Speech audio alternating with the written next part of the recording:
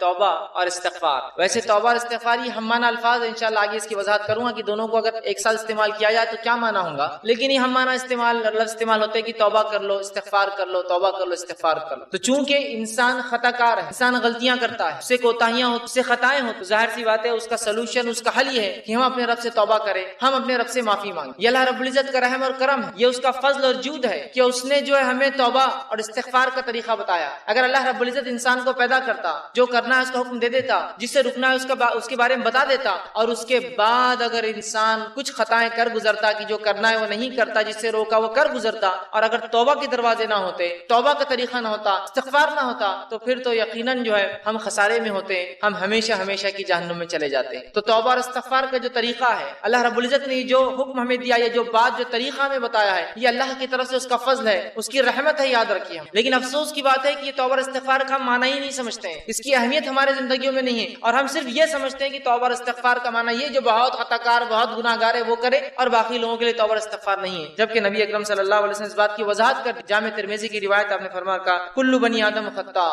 آدم کی جو اولاد ہے، چاہے مرد ہو چاہے عورتیں ہیں، وہ سارے کے سارے خطا کار ہوتے ہیں، ہم سب سے غلطیاں ہوتی ہے. لیکن آگے فرمایا وخیر الخطائین التوابون، لیکن بہترین خطا کار وہ ہے، خطا کار کرنے میں بہترین شخص تو وہ ہے کہ جو فوراً توبہ کر لے اپنی خطا کی، جو اپنے رب سے جو ہے معافی مانگ لے خطا ہونے کے بعد، وہ بہترین شخص ہے، یاد رکھ. تو نبی اکرم صلی اللہ علیہ وسلم نے وضاحت کر دی کہ خطا کار آدم کی اولاد ہے، ہم انسان ہیں، انسان ہونے کے ناطے ہم سے خطائیں ہوں، اور بہترین وہ شخص ہے جو جب اس سے خطا ہو جائے تو وہ جو ہے توبہ کر لے خطاؤں، اپنے رب سے جو معافی مانگ لے کہ اللہ مجھ سے خطا ہوئی اور میں معافی چاہتا ہوں. تو اس سے پتہ چلا ہم سب خطا کرتے ہیں، ہم سب خطا کرتے ہیں. اب ایک غلط فہمی یہ ہوتی ہے کہ توبہ صرف وہ شخص کرے جو گناہ کرتا ہے، توبہ صرف وہ شخص کرے جو گناہ کرتا ہے. اگر اس بات کو ہم درست مان لیں کہ توبہ صرف وہ شخص کرے جو گناہ کرتا ہے، تو ہم تو دیکھتے ہیں کہ انبیاء علیہ الصلوۃ والسلام نے توبہ کی، جبکہ بہت سی بات مطلب وہ تو معصوم ہوتے ہیں، خطائیں گناہ ان سے نہیں ہوتا. تو انبیاء علیہ الصلوۃ والسلام نے توبہ کی. قرآن نے تو توبہ کو مومنانہ صفت بتائی، جیسا کہ میں نے آپ کے سامنے تلاوت کی قرآن کی کچھ آیتیں، جس میں سے پہلی آیت سورہ نور سورہ نمبر 24 اس کی آیت میں 31 اللہ نے فرمایا وَتُوبُوا إِلَى اللَّهِ جَمِيعًا أَيُّهَا الْمُؤْمِنُونَ لَعَلَّكُمْ تُفْلِحُونَ،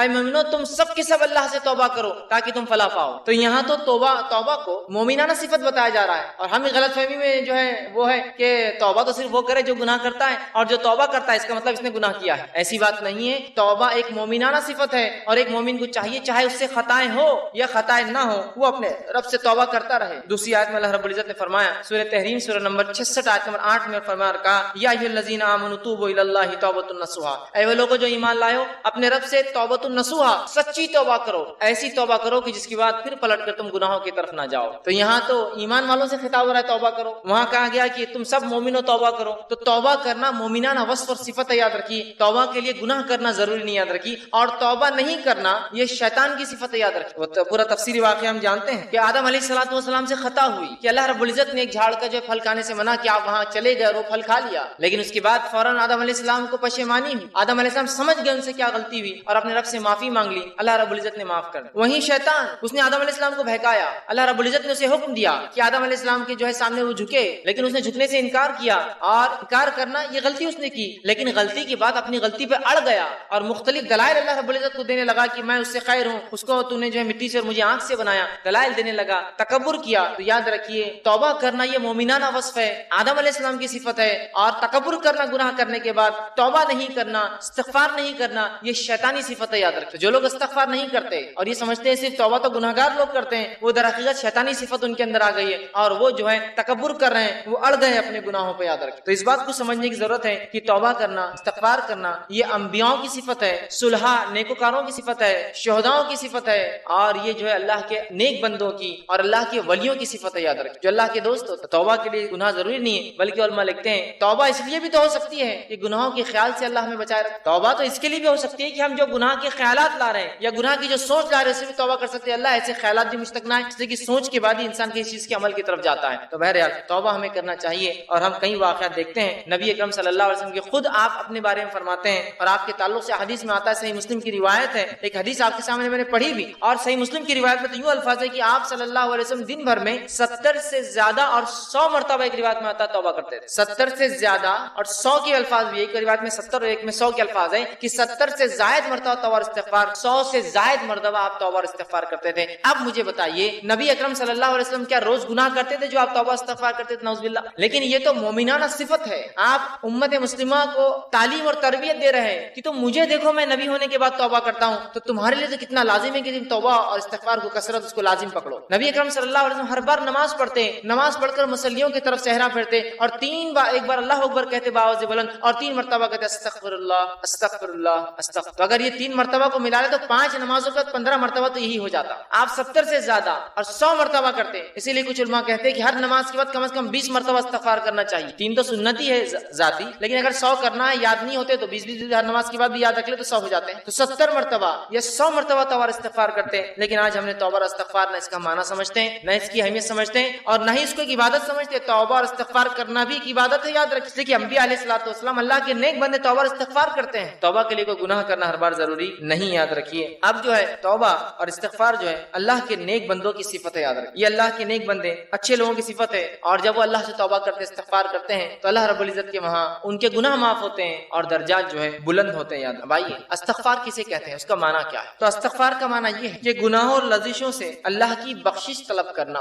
گناہوں سے اور لرزشوں سے، گناہوں سے اور کوتاہیوں سے جو انسان سے ہوتی ہے اس سے اللہ سے جو ہے معافی مانگنا، اس سے استغفار کہتے ہیں۔ جیسا مجھ سے کوئی گناہ ہو گیا اور میں کہوں اللہ تو مجھے معاف کر دے اس گناہ کے لیے، یہ ہوا استغفار۔ مجھ سے کوئی لرزش ہو گئی، میں اللہ سے دعا کرتا ہوں اللہ مجھے جو ہے فلاں لرزش کے لیے معاف کر دے، یہ ہوا استغفار۔ اور توبہ کا معنی ہوتا ہے عربی زبان میں رجوع کرنا، پلٹنا، واپس آنا۔ جیسا کوئی انسان کسی طرف نکل جائے پھر لوٹے، اس کو کہتے ہیں توبہ۔ مطلب کہ کوئی انسان اللہ کے بتائے گئے طریقے کو چھوڑ کر کوئی ایسا کام کرے کہ جو حکم دیا گیا اسے چھوڑ دے، یا جس سے منع کیا اسے کر لے، اور اس کے بعد وہ کہے اللہ میں توبہ کرتا ہوں، مطلب میں واپس تیرے طریقے پہ آتا ہوں جس غلط طریقے پر میں چلا گیا تھا، تو اسے کہتے توبہ۔ تو توبہ کا معنی ہوتا ہے پلٹنا، لوٹنا، واپس اللہ کی طرف رجوع کرنا۔ استغفار کا معنی ہوتا ہے اللہ سے اپنے گناہوں کی بخشش طلب کرنا۔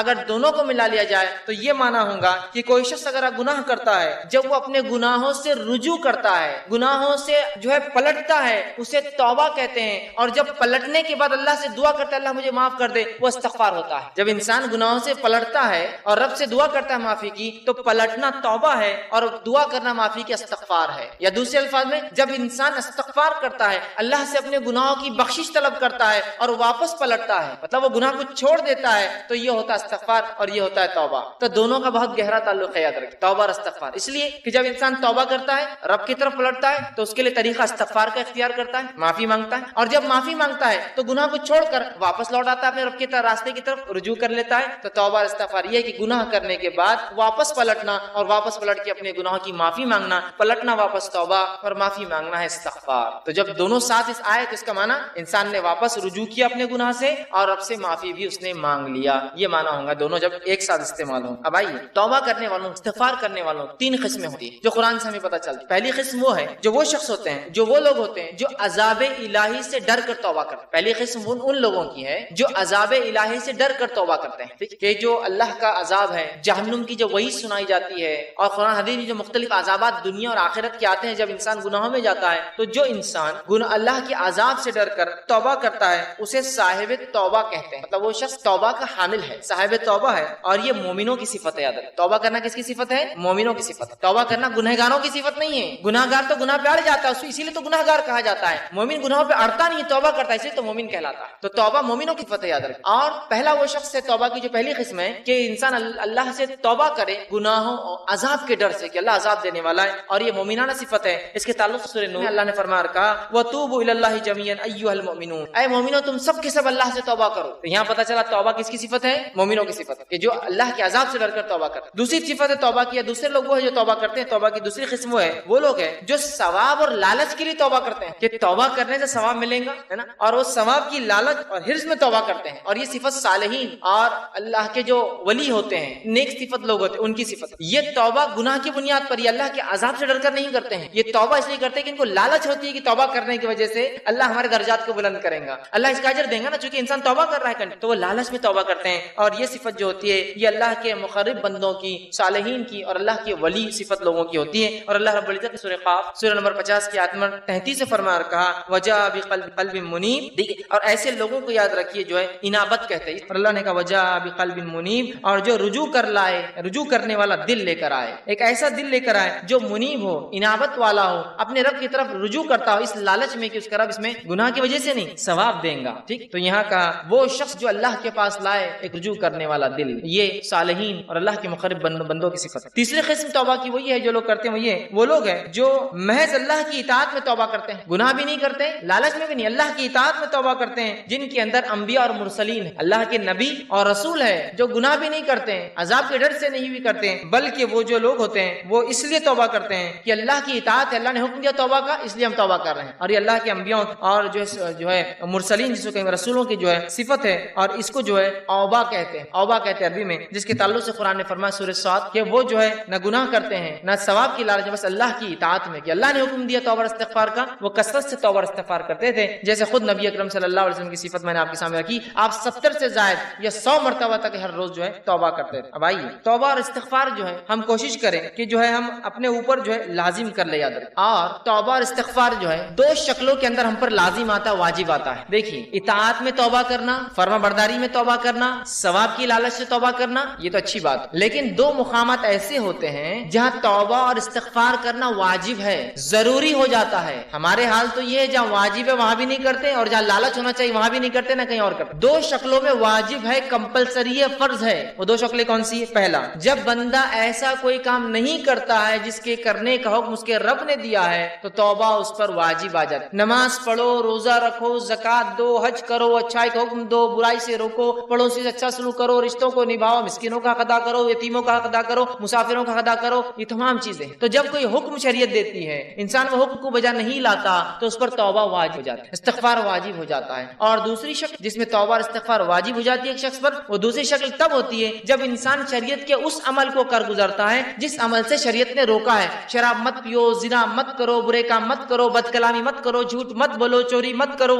ہے نا؟ تو یہ گناہ والی چیزیں، تو تب تو دو شکلوں میں ہم پر توبہ اور استغفار واجب ہے۔ پہلا، ویسے کرنا تو اطاعت میں اور لالچ میں چاہیے ہم ہمیشہ، چاہے گناہ ہو نہ ہو، لیکن دو جگہ تو واجب ہے۔ پہلا، جب جو چیز کا شریعت نے کرنے کا حکم ہم سے چک جائے تو توبہ اور استغفار واجب ہے، اور جب اس چیز کو کر گزرے جس سے روکا ہے تب بھی ہم پر توبہ اور استغفار واجب ہے۔ یاد رکھیے یہ دو شکلوں میں توبہ اور استغفار مجھ پر اور آپ پر اور ہم انسانوں پر واجب اور ضروری ہے۔ لیکن آج ہم دیکھتے ہیں توبہ کا معاملہ جو کچھ ہے بس وہ اتنا ہے، اور اس کے طریقے بھی ہم نہیں جانتے کہ بس ایک انسان نماز پڑھتا ہے، نماز پڑھنے کے بعد اگر مسجد میں تو پہلے ادھر دیکھتا ہے سیدھی طرف، پھر الٹی طرف دیکھتا ہے، اور جب وہ دیکھتا ہے کوئی نہیں دیکھ رہا ہے تو فوراً اپنے دونوں ہاتھ اٹھاتا اور توبہ توبہ توبہ توبہ بول کے دونوں ہاتھوں کو جو ہے ادھر اور ادھر ادھر ادھر کر کے فوراً بیٹھ جاتا ہے۔ اور یہ بھی توبہ کا جو طریقہ اس نے اختیار کیا ہے وہ بھی پہلے دیکھتا ہے کوئی دیکھ تو نہیں رہا، اور اگر توبہ توبہ کے بیچ میں کوئی دیکھ لے تو وہیں رک جاتا ہو، گال کو تھوڑا مل کے ہاتھ نیچے کر لیتا، مطلب میں گناہگار تھوڑی ہوں جو میں توبہ کر رہا ہوں۔ ایک تو طریقہ غلط، اور اس پر جیسے کہ لوگ دیکھ لیں گے کہ توبہ کر رہا ہے مطلب گناہ کر کے آئے تو فوراً گناہگار تھوڑی ہوں میں۔ تو نہ توبہ واجب پر ہم کر رہے جب ضروری ہے، نہ توبہ ہم اطاعت میں کر رہے کہ ہمارے نبی توبہ روز کرتے تھے، استغفار کرتے تھے، اتباع میں بھی نہیں ہے، لالچ میں بھی نہیں ہے، خوف سے بھی نہیں ہے،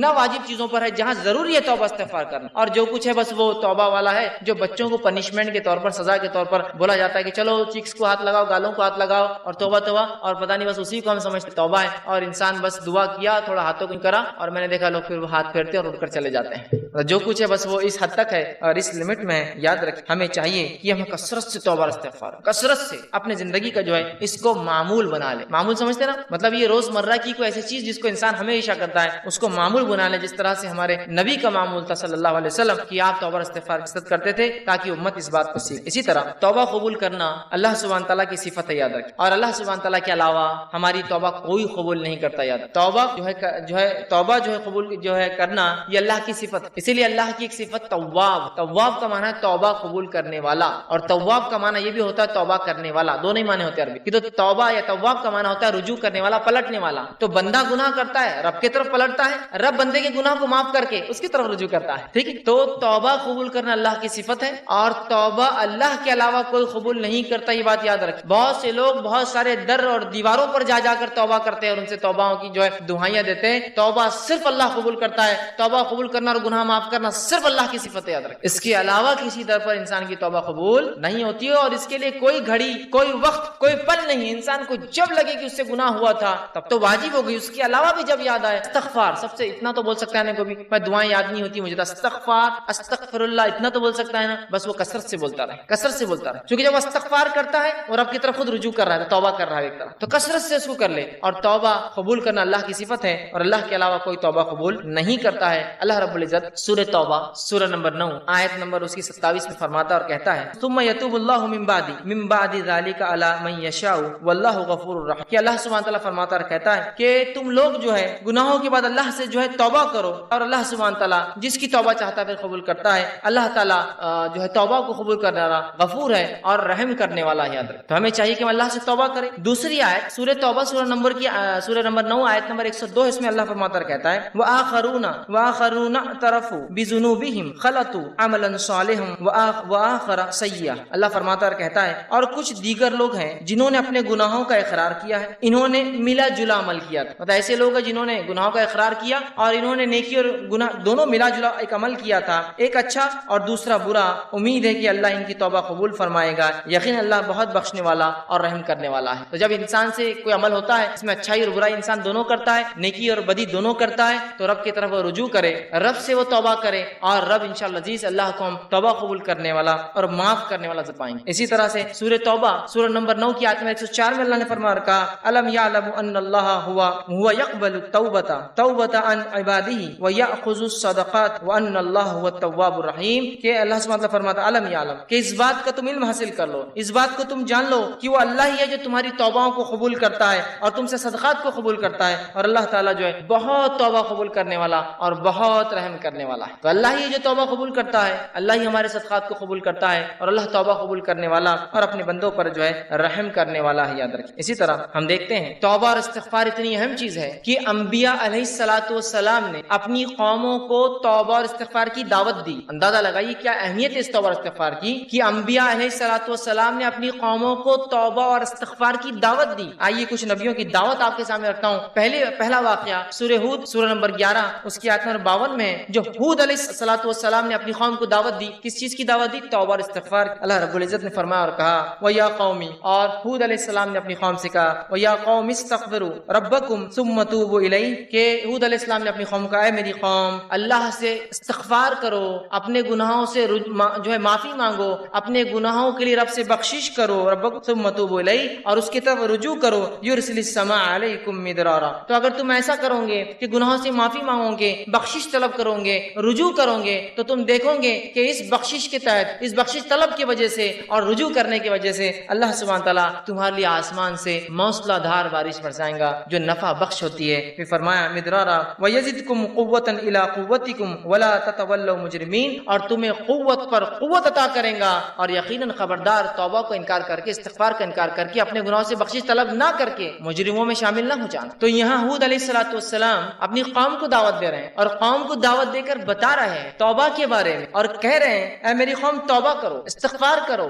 رب کی طرف رجوع کرو، تو تم پاؤں گے کہ تمہیں اللہ رب العزت آسمان سے بارش برسائیں گا اور قوت میں اضافہ دیں گا، تمہاری زیادتی کر دیں گا، تم پہ قوت پر قوت عطا فرمائیں گا، اور جو ہے اگر ایسا نہ کیا تو تم مجرم بن جاؤ گے، ایک مجرم قوم میں شامل ہو جاؤ گے۔ تو یہاں ہود علیہ الصلوۃ والسلام اپنی قوم کو دعوت دے رہے ہیں، توبہ کی دعوت دے رہے ہیں، استغفار کی دعوت دے رہے ہیں، اور توبہ اور استغفار نہ کرنے سے مجرم بننے کے بارے میں جو ہے بتا رہے ہیں۔ اسی طرح ہم دیکھتے ہیں سورہ ہود ہی میں سورہ نمبر 11 آیت نمبر 61 میں صالح علیہ الصلوۃ والسلام کی دعوت کا تذکرہ قرآن نے کیا۔ آپ کی دعوت کے بارے میں قرآن کہتا ہے اور بتاتا ہے، جو سورہ ہود سورہ نمبر 11 آیت نمبر 61 میں اللہ نے فرمایا هو انشأکم من الارض واستعمرکم فیها واستغفروا ثم توبوا الیہ۔ اللہ رب العزت فرماتا ہے صالح علیہ السلام اپنی قوم کو دعوت دے رہے کہہ رہے هو انشأکم من الارض، کہ وہ کہہ رہے ہیں اسی نے تمہیں زمین میں پیدا کیا، واستعمر، اور تمہیں پھر جو ہے اس زمین کے اوپر آباد کر دیا اور بسا دیا، اور پھر فرماتے ہیں اس سے بخشش مانگو اور اس کے آگے توبہ کرو۔ وہ کہتے ہیں کہ فیہا واستغفروا، کہ تم اس سے استغفار کرو، ثم توبوا الیہ، اور اے میری قوم اللہ کی طرف رجوع کرو، لوٹو۔ تو یہاں ہم دیکھ رہے ہیں صالح علیہ الصلوۃ والسلام نے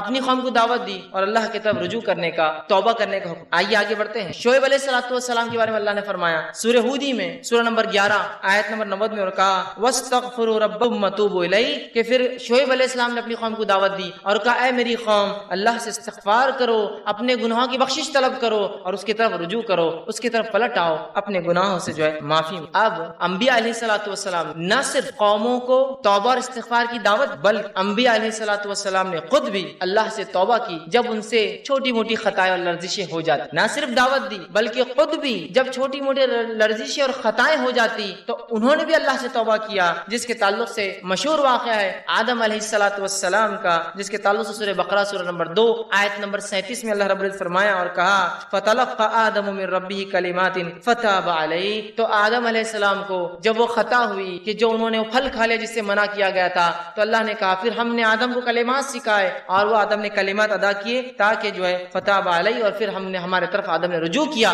اور ہم نے آدم علیہ السلام کو معاف. تو آدم علیہ السلام نے خطا کی, اللہ سے معافی مانگی. تو انبیاء نے نہ صرف دعوت دی استغفار کی, بلکہ ان سے بھی اگر چھوٹی موٹی لرزشیں ہو جائے تو فوراً جو اللہ رب العزت سے انہوں نے رجوع کیا, استغفار کیا اور توبہ کیا. دوسرا واقعہ نوح علیہ السلام. جب نوح علیہ السلام کے زمانے میں جو ہے عذاب ہے اللہ کا, بارش برسی آسمان سے اور زمین سے خوب پانی نکلا, تو نوح علیہ السلام نے اپنے بیٹے سے کہا, میرے بیٹے تم بھی اس کشتی میں سوار ہو جاؤ, اس لیے کہ اس سفینہ, اس کشتی کے علاوہ اب کوئی نجات کا ذریعہ نہیں ہوگا. اور نوح علیہ السلام بھی مکالمہ کر ہی رہے تو بیٹے نے کہا کہ اے میرے والد, میں بہت اونچی چوٹی پر چڑھ جاؤں گا, یہاں تک پانی نہیں آئے گا. اور اسی مکالمے کے بیچ ایک لہر آئی اور نوح علیہ السلام کا بیٹا اس عذاب میں جو مبتلا ہو. جب عذاب میں مبتلا ہوا تو نوح علیہ السلام نے اللہ سے دعا کی کہ اللہ میرا بیٹا تو میرے اہل میں سے تھا, پھر کیوں نہیں بچا؟ تو نوح علیہ السلام اس بات پہ اللہ رب العزت ناراض ہوا کہ نوح علیہ السلام نے ایسے کیسے سوال کر دیا اللہ سے. اللہ بہتر جانتا تھا. اللہ نے جواب دیا اور مجھ سے کہا, سنیے واقعے کو, سورہ ہود سورہ نمبر 11 آیت نمبر 47 میں اللہ نے فرمایا, قال ربی انی اعوذ بک ان اسالک ما لیس لی بعلم. کہ نوح علیہ السلام نے جب یہ بات کہہ دی, اللہ ناراض ہوا, تو فوراً نوح علیہ السلام نے اللہ سے گزارش کی دعا کی, کہا قال ربی انی اعوذ, اے اللہ میں تیری پناہ میں آتا ہوں, ان اسالک ما لیس بعلم, کہ ایسا میں نے تجھ سے سوال کر لیا جس کے بارے میں مجھے علم نہیں. تو بہتر جانتا تھا کہ تو نے کیوں کیا میرے بیٹے کے ساتھ, لیکن نوح علیہ السلام چونکہ سوال کر گزرے تھے, فوراً جیسی اللہ کی ناراضگی کا علم ہوا, کہ اللہ میں تجھ میں پناہ مانگتا ہوں کہ میں نے ایسا سوال تجھ سے کیا جس کے بارے میں اللہ مجھے علم نہیں تھا. آگے فرماتے علم وَإِلَّا اسْتَغْفِرْ لِي وَتَرْحَمْنِي أَكُن مِّنَ الْخَاسِرِينَ. اور میں تجھ سے توبہ کرتا ہوں, تجھ سے بخشش طلب کرتا ہوں اور تجھ سے رحم طلب کرتا ہوں, اگر ایسا نہ ہوا تو میں تو خسارہ اٹھانے والوں میں سے ہو جاؤں گا اللہ. پھر اللہ رب العزت نے نوح علیہ السلام کی توبہ قبول. آپ نے ایک سوال کیا تھا, اللہ رب العزت کو ناپسندیدہ گزرا کہ جب اللہ نے عذاب میں ڈال دیا, مبتلا کر دیا آپ کے بیٹے کو, آپ نے سوال نہیں کرنا چاہیے, لیکن بیٹا تھا, سوال آیا ذہن میں کہ کیا بات. جب سوال کر بیٹھے تو اللہ رب العزت نے جواب دیا, نوح کہ تمہیں یہ حق نہیں تھا, اور اے نوح بلکہ قرآن کے الفاظ تو اتنے سخت ہیں, اے نوح جاہلوں میں سے نہ ہو جاؤ ایسے سوال کر کے. جو ہی اللہ نے کہا نوح علیہ السلام فوراً کہا, اللہ بس میں تجھے پناہ مانگتا ہوں, معافی طلب کرتا ہوں, بخشش طلب کرتا ہوں, رحم طلب کرتا ہوں, ورنہ میں تو خسارے میں ہو جاؤں گا. اور اللہ نے بہرحال ان کو معاف کر دیا. تو انبیاء علیہ السلام نے صرف دعوت نہیں دی توبہ کی, وہ کرتے بھی تھے. آئیے تیسرا واقعہ موسیٰ علیہ السلام کا قرآن سے ہم لیتے ہیں. سورہ قصص سورہ نمبر 28 آیت نمبر 16 میں اللہ نے فرمایا, کہا موسیٰ علیہ السلام کا قول نقل کیا, قال ربی انی ظلمت نفسی فاغفر لی فتغفر لہ. اللہ فرماتا ہے کہ جب موسیٰ علیہ السلام نے دو لوگوں کو لڑتے ہوئے دیکھا, ایک مصری قبطی تھا اور دوسرا اپنی قوم کا بنی اسرائیل سے تھا, دونوں لڑ رہے تھے. جو ہے موسیٰ علیہ السلام نے دونوں کو روکنے کی کوشش کی. جب وہ قبطی نے جو رکنے کا ارادہ نہ دکھایا تو موسیٰ علیہ السلام نے اس نیت سے نہیں کہ اسے مارے, اس نیت سے کہ ڈیفنس اس کو دور کرے, اس کو ایک مکہ مارا. وہ مکہ اتنے زور سے اسے لگا جا کر, اور انبیاء علیہ السلام بہت مکمل انسان ہوتے ہیں, بہت طاقتور انسان ہوتے ہیں. جب وہ مکہ اسے پڑا تو وہ تاب نہ لا سکا اور اسی جگہ وہ مر گیا. ان کا انٹینشن بالکل نہیں تھا کسی کو قتل کرنے کا, لیکن جب اسے پڑا وہ مر گیا. اور جو کچھ واقعہ جو ہی آپ سے یہ خطا ہوئی, فوراً رب سے جو ہے موسیٰ علیہ السلام توبہ کی اور کہا, قال ربی انی ظلمت نفسی, اللہ یہ تو میں بچانا چاہ رہا تھا لیکن میرے ہاتھ سے یہ ختم ہو گیا, میں نے اپنے نفس سے ظلم کر لیا کہ انسان کو مار, مجھ سے خطا ہو گئی کہ میں نے اسے میرے ہاتھ سے مر گیا. نفسی فاغفر لی, تو اللہ مجھے معاف کر, میری بخشش کر. دیکھیے فاغفر لی, میری بخشش کر تو. اور اللہ نے فرمایا فغفر اللہ, تو ہم نے اسے معاف کر دیا, اس لیے کہ معاف. تو اس سے ایک بات یہ بھی پتہ چلتی ہے, اگر آپ ان انٹینشنل بھی کوئی کام کرے جو غلط ہو جائے, کسی کو نقصان پہنچ جائے, اس کے لیے بھی اللہ سے توبہ کرنا پڑے. ان انٹینشنلی آپ کا مقصد نہیں تھا, کسی کو آپ ہٹا رہے تھے, بھائی صاحب ہٹ جائیے, وہ گر گیا, ضرور اللہ سے معافی مانگی, اللہ میرا ارادہ نہیں تھا لیکن پھر گر گیا. سمجھ رہے آپ, ان انٹینشنل تھا. موسیٰ علیہ السلام تو صرف ڈیفنس بچا رہے تھے, الگ کر رہے تھے دو لوگوں کو, اور اس میں روکنا چاہتے تھے صرف روکنے میں, لیکن انسان کو اتنا بھاری پڑا وہ مکہ کی مر گیا, فوراً توبہ کی اور اللہ نے ان کی توبہ کو قبول کیا. تو ہم دیکھ رہے ہیں جو ہے انبیاء علیہ السلام نہ صرف توبہ کی دعوت دیتے بلکہ توبہ کیا بھی. آئیے ایک اور واقعہ سنیے قرآن سے. موسیٰ علیہ السلام کا واقعہ ہی ہے. موسیٰ علیہ السلام نے اللہ سے ضد کی اور کہا, اللہ میں دیکھنا چاہتا ہوں. اللہ نے کہا موسیٰ تم نہیں تاب لا پاؤں گے. کہا نہیں, پھر بھی میں کوشش کروں. اچھا کل اچھا ٹھیک ہے, میری ایک تجلی جو ہے اس پہاڑ پر ظاہر ہوگی, اگر تم وہ تجلی نہیں اس پہاڑ کو دیکھ پائے, جب میری تجلی اس پر طاری ہوں گی تو تم مجھے دیکھ پاؤں گے. پھر کہا ٹھیک ہے, اور جو ہی تجلی کا ایک حصہ اس پہ آیا, وہ پہاڑ ریزہ ہو کے برباد ہو گیا اور موسیٰ علیہ السلام بے ہوش ہو کے گر گئے. جب ہوش میں آئے تو اللہ نے واقعہ بیان کیا سورہ اعراف سورہ نمبر 7 کی آیت نمبر 143 میں, اور آپ نے موسیٰ علیہ السلام اللہ سے دعا کی اور کہا فلما افاقا, جب رفاقہ ہوا, ہوش میں آئے, تو فوراً کہا افاقا قال سبحانک تبت الیک وانا اول المؤمنین, اے اللہ میں تیری طرف رجوع کرتا ہوں, تجھ سے توبہ کرتا ہوں کہ میں نے ایسا تجھ سے جو ڈیمانڈ کر لیا, سوال کر لیا جو نہیں کرنا چاہیے تھا, اور میں سب سے پہلے ایمان لانے والوں میں سے, میں سب سے پہلے ایمان لانے والوں سے. تو یہاں آپ دیکھ رہے ہیں, ہم دیکھ رہے ہیں کہ موسیٰ علیہ السلام نے بھی اللہ رب العزت سے توبہ استغفار کیا. تو توبہ اور استغفار نہ صرف انبیاء نے دعوت دی بلکہ ان کی صفت بھی ہے, اور ایسے بہت سارے واقعات, اتنا وقت نہیں ہے کہ میں تمام واقعات انبیاء کے رکھوں. آئیے توبہ اور استغفار کے فائدے کیا ہوتے ہیں, اگر انسان توبہ کرتا ہے, استغفار کرتا ہے, تو کیا بینیفٹ اس کو ملتے ہیں اس چیز کی, وہ بھی ہم دیکھتے ہیں. چلیے آئیے. اللہ رب العزت سے جب ایک بندہ توبہ کرتا ہے, استغفار کرتا ہے, تو بہت سارے دنیا کے فائدے اور بہت سارے آخرت کے فائدے اٹھاتا ہے. یہ فائدوں کو میں اس لیے رکھ رہا ہوں جس کو فضائل کہتے ہیں. یہ فضائل جاننے سے انشاءاللہ عزیز ہمارے دل میں ایک جذبہ پیدا ہوگا توبہ اور استغفار. اور نہ صرف ہم اپنے گناہوں پر توبہ اور استغفار کریں گے جو کہ ہم بھول چکے ہیں توبہ اور استغفار اپنے گناہوں پر بھی, بلکہ ہم گناہوں کے علاوہ بھی توبہ اور استغفار کو اپنے زندگی کا معمول بنا لیں انشاءاللہ. تو آئیے کچھ فضائل دیکھتے ہیں توبہ کے. پہلا فائدہ توبہ کا وہ یہ ہے کہ جو لوگ توبہ کرتے ہیں اللہ سے, اس کی طرف پلٹتے استغفار کرتے ہیں, وہ اللہ کے محبوب ترین بندے ہیں, پسندیدہ لوگ ہیں. اور اللہ رب العزت قرآن میں فرماتا ہے سورہ بقرہ سورہ نمبر 2 آیت نمبر 222 میں اللہ فرماتا ہے اور کہتا ہے ان اللہ یحب التوابین و یحب المتطہرین. اللہ توبہ قبول کرنے والوں کو, رجوع کرنے والوں کو, گناہوں سے پلٹنے والوں کو اور پاکیزہ رہنے والوں کو, صاف ستھرے رہنے والوں کو پسند کرتا ہے. تو توبہ کرنے کا پہلا فائدہ اللہ کی محبت انسان کو حاصل ہوتی ہے اور اس کے محبوب بندوں میں اس کا شمار ہوتا ہے, اس لیے کہ اللہ محبوب کو رکھتا ہے, پسند کرتا ہے توبہ کرنے والوں. دوسرا فائدہ توبہ کرنے کا جو ایک انسان کو ملتا ہے وہ کیا ہے, اللہ اسے بخش دیتا ہے. توبہ کرنے والے کو اللہ بخش دیتا ہے, معاف کر دیتا ہے, اس کی خطاؤں کو درگزر کر دیتا ہے. اللہ رب العزت قرآن میں فرماتا ہے سورہ طٰہٰ سورہ نمبر 20 آیت نمبر 82 اللہ فرماتا ہے وَإِنِّي لَغَفَّارٌ لِمَن تَابَ وَآمَنَ وَعَمِلَ صَالِحًا ثُمَّ اهْتَدَىٰ. سن لیجئے کیا فرماتا اللہ کہ میں جو ہے لوگوں کو معاف کرتا ہوں, لمن تابا, جو میری طرف رجوع کرتا ہے, جو میرے سے توبہ کرتا ہے میں اسے معاف کرتا ہوں, لیکن کنڈیشنل ہے میری معافی.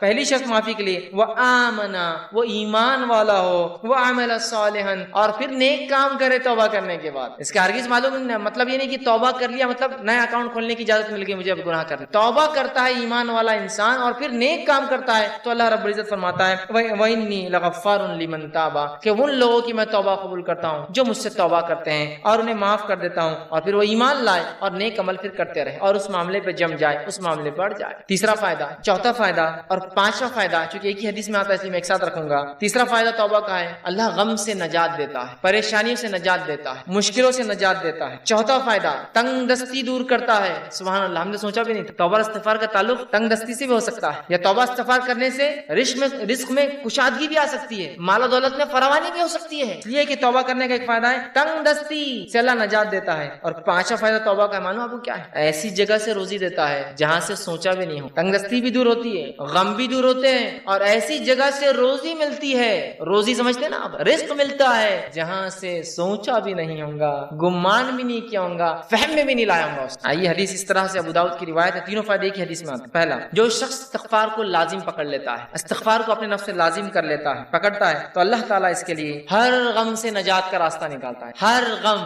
آج کون سا ہے نا جو انسان ہے جو غم زدہ نہیں, پریشان حال نہیں, بتائیے مجھے تو کہہ سکتا ہے کہ مکمل طور 100% خوش ہوں. ہم تو ہر حال میں اللہ کا شکر تو ادا کرتے ہیں, لیکن کہیں نہ کہیں پریشانیاں ہیں. پریشانیوں کا حل توبہ اور استغفار. ہم نے تو کبھی سوچا ہی نہیں تھا کہ غم کا علاج بھی استغفار ہو سکتا ہے. ہر غم سے اللہ نجات دیتا ہے استغفار کی بنیاد پہ, اس کی فضیلت یہ ہے. دوسرا, ہر تنگ دستی سے کشادگی کی طرف لے آتا ہے, ہر قسم کی غربت اور تنگ دستی سے نکال کے کشادگی کی طرف لاتا ہے. اور تیسرا, صرف تنگ دستی اور کشادگی سے, تنگ دستی سے نکال کے کشادگی کی طرف نہیں لاتا ہے, ایسی جگہ سے روزی دیتا ہے جہاں سے اس نے گمان بھی نہ کیا ہو, سوچا بھی نہ ہو. یاد رکھ, سوچا بھی. کیا فائدے ہیں استغفار اور توبہ, روزی میں برکت, ایسی جگہ سے روزی جہاں سے سوچا نہ ہوگا, ہر غم سے نجات. کوئی کہتا ہے میرے گھر میں بیماری ہے, میں غم زدہ ہوں, استغفار کی کثرت. کوئی کہہ رہا ہے مجھے تنگ دستی ہے, استغفار کی کثرت. کوئی کہہ رہا ہے مجھے جو مال و دولت کی کمی ہے, استغفار کی کثرت کیجئے تو صحیح, آپ دیکھیے اللہ کیسی رزق دیتا ہے. اور کوئی کہے مال و دولت ہے برکت نہیں ہے, استغفار کیجئے کہ اللہ نے مال و دولت کی برکت چھین لی نا آپ کی. رزق میں اضافہ کہاں ہو رہا ہے, مال تو تعداد کوانٹٹی وائز بہت ہے, لیکن دل کہاں سکون میں ہے, استغفار نہیں کر رہے. استغفار کی کثرت, استغفار کی کثرت, استغفار کو معمول بنا لی. تین عظیم فائدے ایک ہی حدیث میں استغفار کے, غم سے نجات, تنگ دستی سے کشادگی کی طرف, اور ایسی جگہ سے روزی دیتا ہے جہاں سے سوچا بھی نہیں. اسی طرح غم سے نجات کے تعلق سے چھوٹا سا واقعہ رکھ دیتا ہوں صرف آپ, چونکہ ہمارے حالت میں ایسے واقعات ہوتے ہیں, ہمارے ماحول میں اس لیے رکھ رہا ہوں کہ نبی اکرم صلی اللہ علیہ وسلم کے پاس ایک صحابہ اور ایک صحابی آئے جن کے بیٹے کو گرفتار دشمنوں نے پکڑ لیا, اور نہ صرف پکڑا, خبر ملی کہ بہت مضبوط زنجیروں کے اندر اس کے پیر باندھ ہوا ہے, اور کہ اللہ کے رسول صلی اللہ علیہ وسلم دشمنوں نے جو ہے ہمارے بچے کو پکڑ لیا ہے, آپ کچھ بتائیے کیا کیا جائے, کیا کرا جائے کہ ہمارا جو ہے بچہ واپس آ جائے, میرا بیٹا جو ہے واپس آ جائے, وہ ماں اور باپ دونوں آئے. اللہ کے رسول صلی اللہ علیہ وسلم کہا استغفار کی کثرت, استغفار. وہ کہتے ہیں کہ وہ دونوں گھر گئے, استغفار کی خوب کثرت. اور ان کے بیٹے کہتے ہیں کہ جب میں بیڑیوں میں جکڑا تھا, اچانک ایسا ہوا کہ میری پیروں کی دونوں بیڑیاں ٹوٹ گئی. اچانک رات دونوں بیڑیاں, جب بیڑیاں ٹوٹ گئی تو میں پریشان ہو گئی, یہ کیا ہوا. لوہے کی زنجیریں تھی وہ بیڑیاں بولتے لوہے کی موٹی موٹی زنجیروں میں جب قیدی کو قید کیا جاتا ہے جو آسانی سے نہیں ٹوٹتی, یاد رکھیں, ٹوٹ گئی. میں پریشان ہوا اور ایک اونٹ میں نے پکڑا, وہ ایک اونٹنی میں نے لی, اس پر سوار ہوا اور بھاگنے لگا. جب میں اس اونٹنی پر بیٹھ کر بھاگنے لگا تو سارے اونٹ باڑے کے نکل کے میرے پیچھے بھاگنے لگے. اب چونکہ مجھے تو جان بچانے تھی میں نکل گیا اور پورے اونٹ بھی پیچھے بھاگنے لگے. اور اس کے بعد وہ اپنے گھر آئے, والدین خوش ہو اٹھے, والدین سے ملاقات اور اللہ کے رسول کے پاس اس بچے کو لے کر اللہ کے رسول ہمارا بیٹا گھر واپس آ گیا ہے, استغفار کی برکت دیکھی, بچہ واپس آ گیا. ہر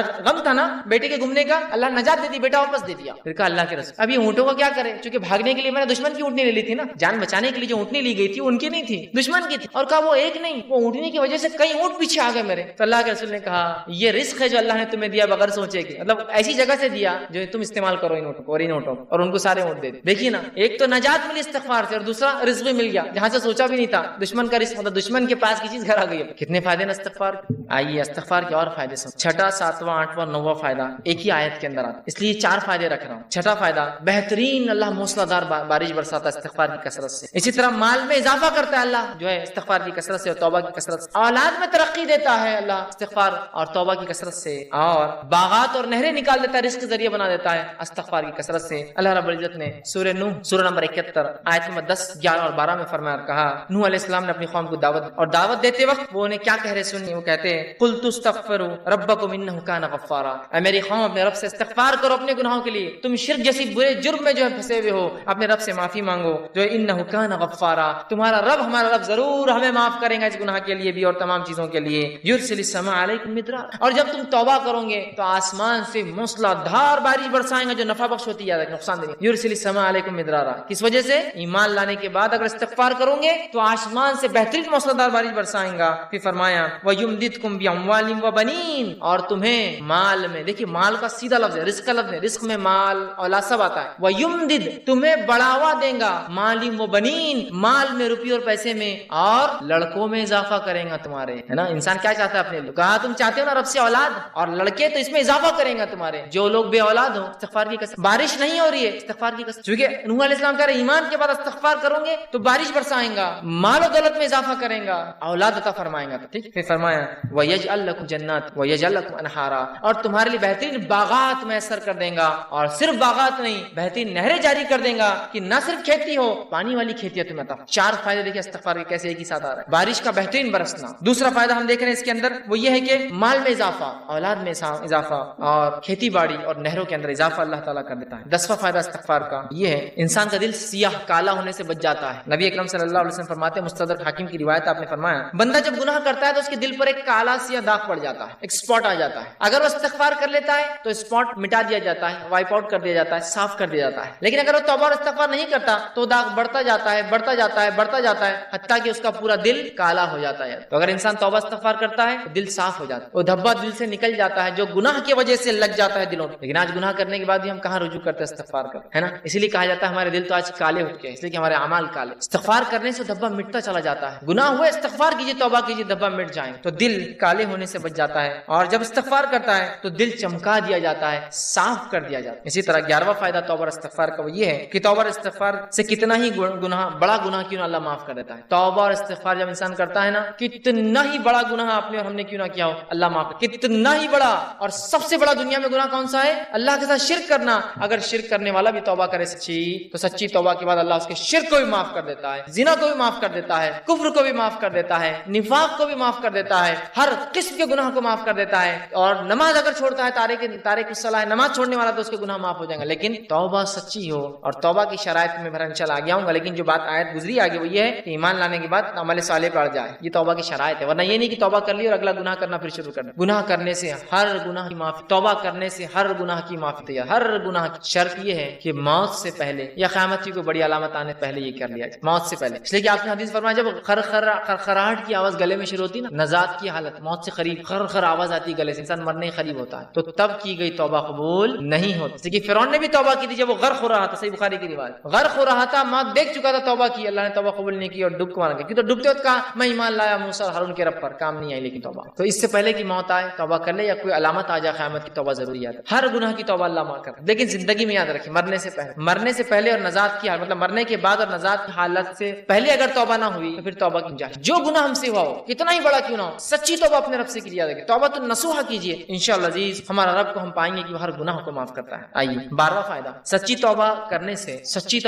سے ایک ایسا عظیم فائدہ ہے. سچی توبہ کرنے سے اللہ گناہوں کو بھی نیکی میں تبدیل کرتا ہے. سبحان اللہ. ایسا کہیں ہوتا ہے کسی کا آپ نے نقصان کیا, نقصان کرنے کے بعد معافی مانگی اور اس نے اتنے نقصان کے بدلے آپ کو کچھ عطا کر کر ہوتا یہ کہ معافی دے دے تو بڑی بات ہے، نہیں تو چیز بھر کی بھی دینا پڑتی، معافی مانگنا پڑتی ہے، زندگی بھر کی دشمنی بھی رہتی بات۔ گناہوں کو نیکی میں تبدیل کرنے اگر توبہ سچی ہو تو نبی اکرم صلی اللہ علیہ وسلم کے پاس ایک ایسا قبیلہ آیا عرب کا جو لوٹ مار کرتا تھا، راستوں مسافروں کو لوٹتا تھا اور وہی ان کے انکم کا ذریعہ تھا، خون قرابہ، قتل، غارت گری، شرک اور کفر اور لوٹ مار۔ وائے کہ اللہ کے رسول کیا ہماری توبہ ہے؟ اللہ ہم اگر توبہ کرنا چاہتے ہیں کہ ہماری توبہ ہے جو اتنے گناہ ہم زندگی میں کر چکے ہیں، اور آج کون سا ایسا انسان ہے دنیا میں جو معافی نہیں چاہتا اپنے گناہوں کے لیے؟ راستہ یہ ہے معاف کا، راستہ یہ ہے معاف۔ ہر انسان چاہتا ہے اسے گناہ معاف ہو، ہر انسان ریپینٹ کرنا چاہتا ہے، توبہ کرنا، استغفار کرنا چاہتا ہے، یہ ہے طریقہ توبہ کا۔ ہماری کوئی توبہ ہے؟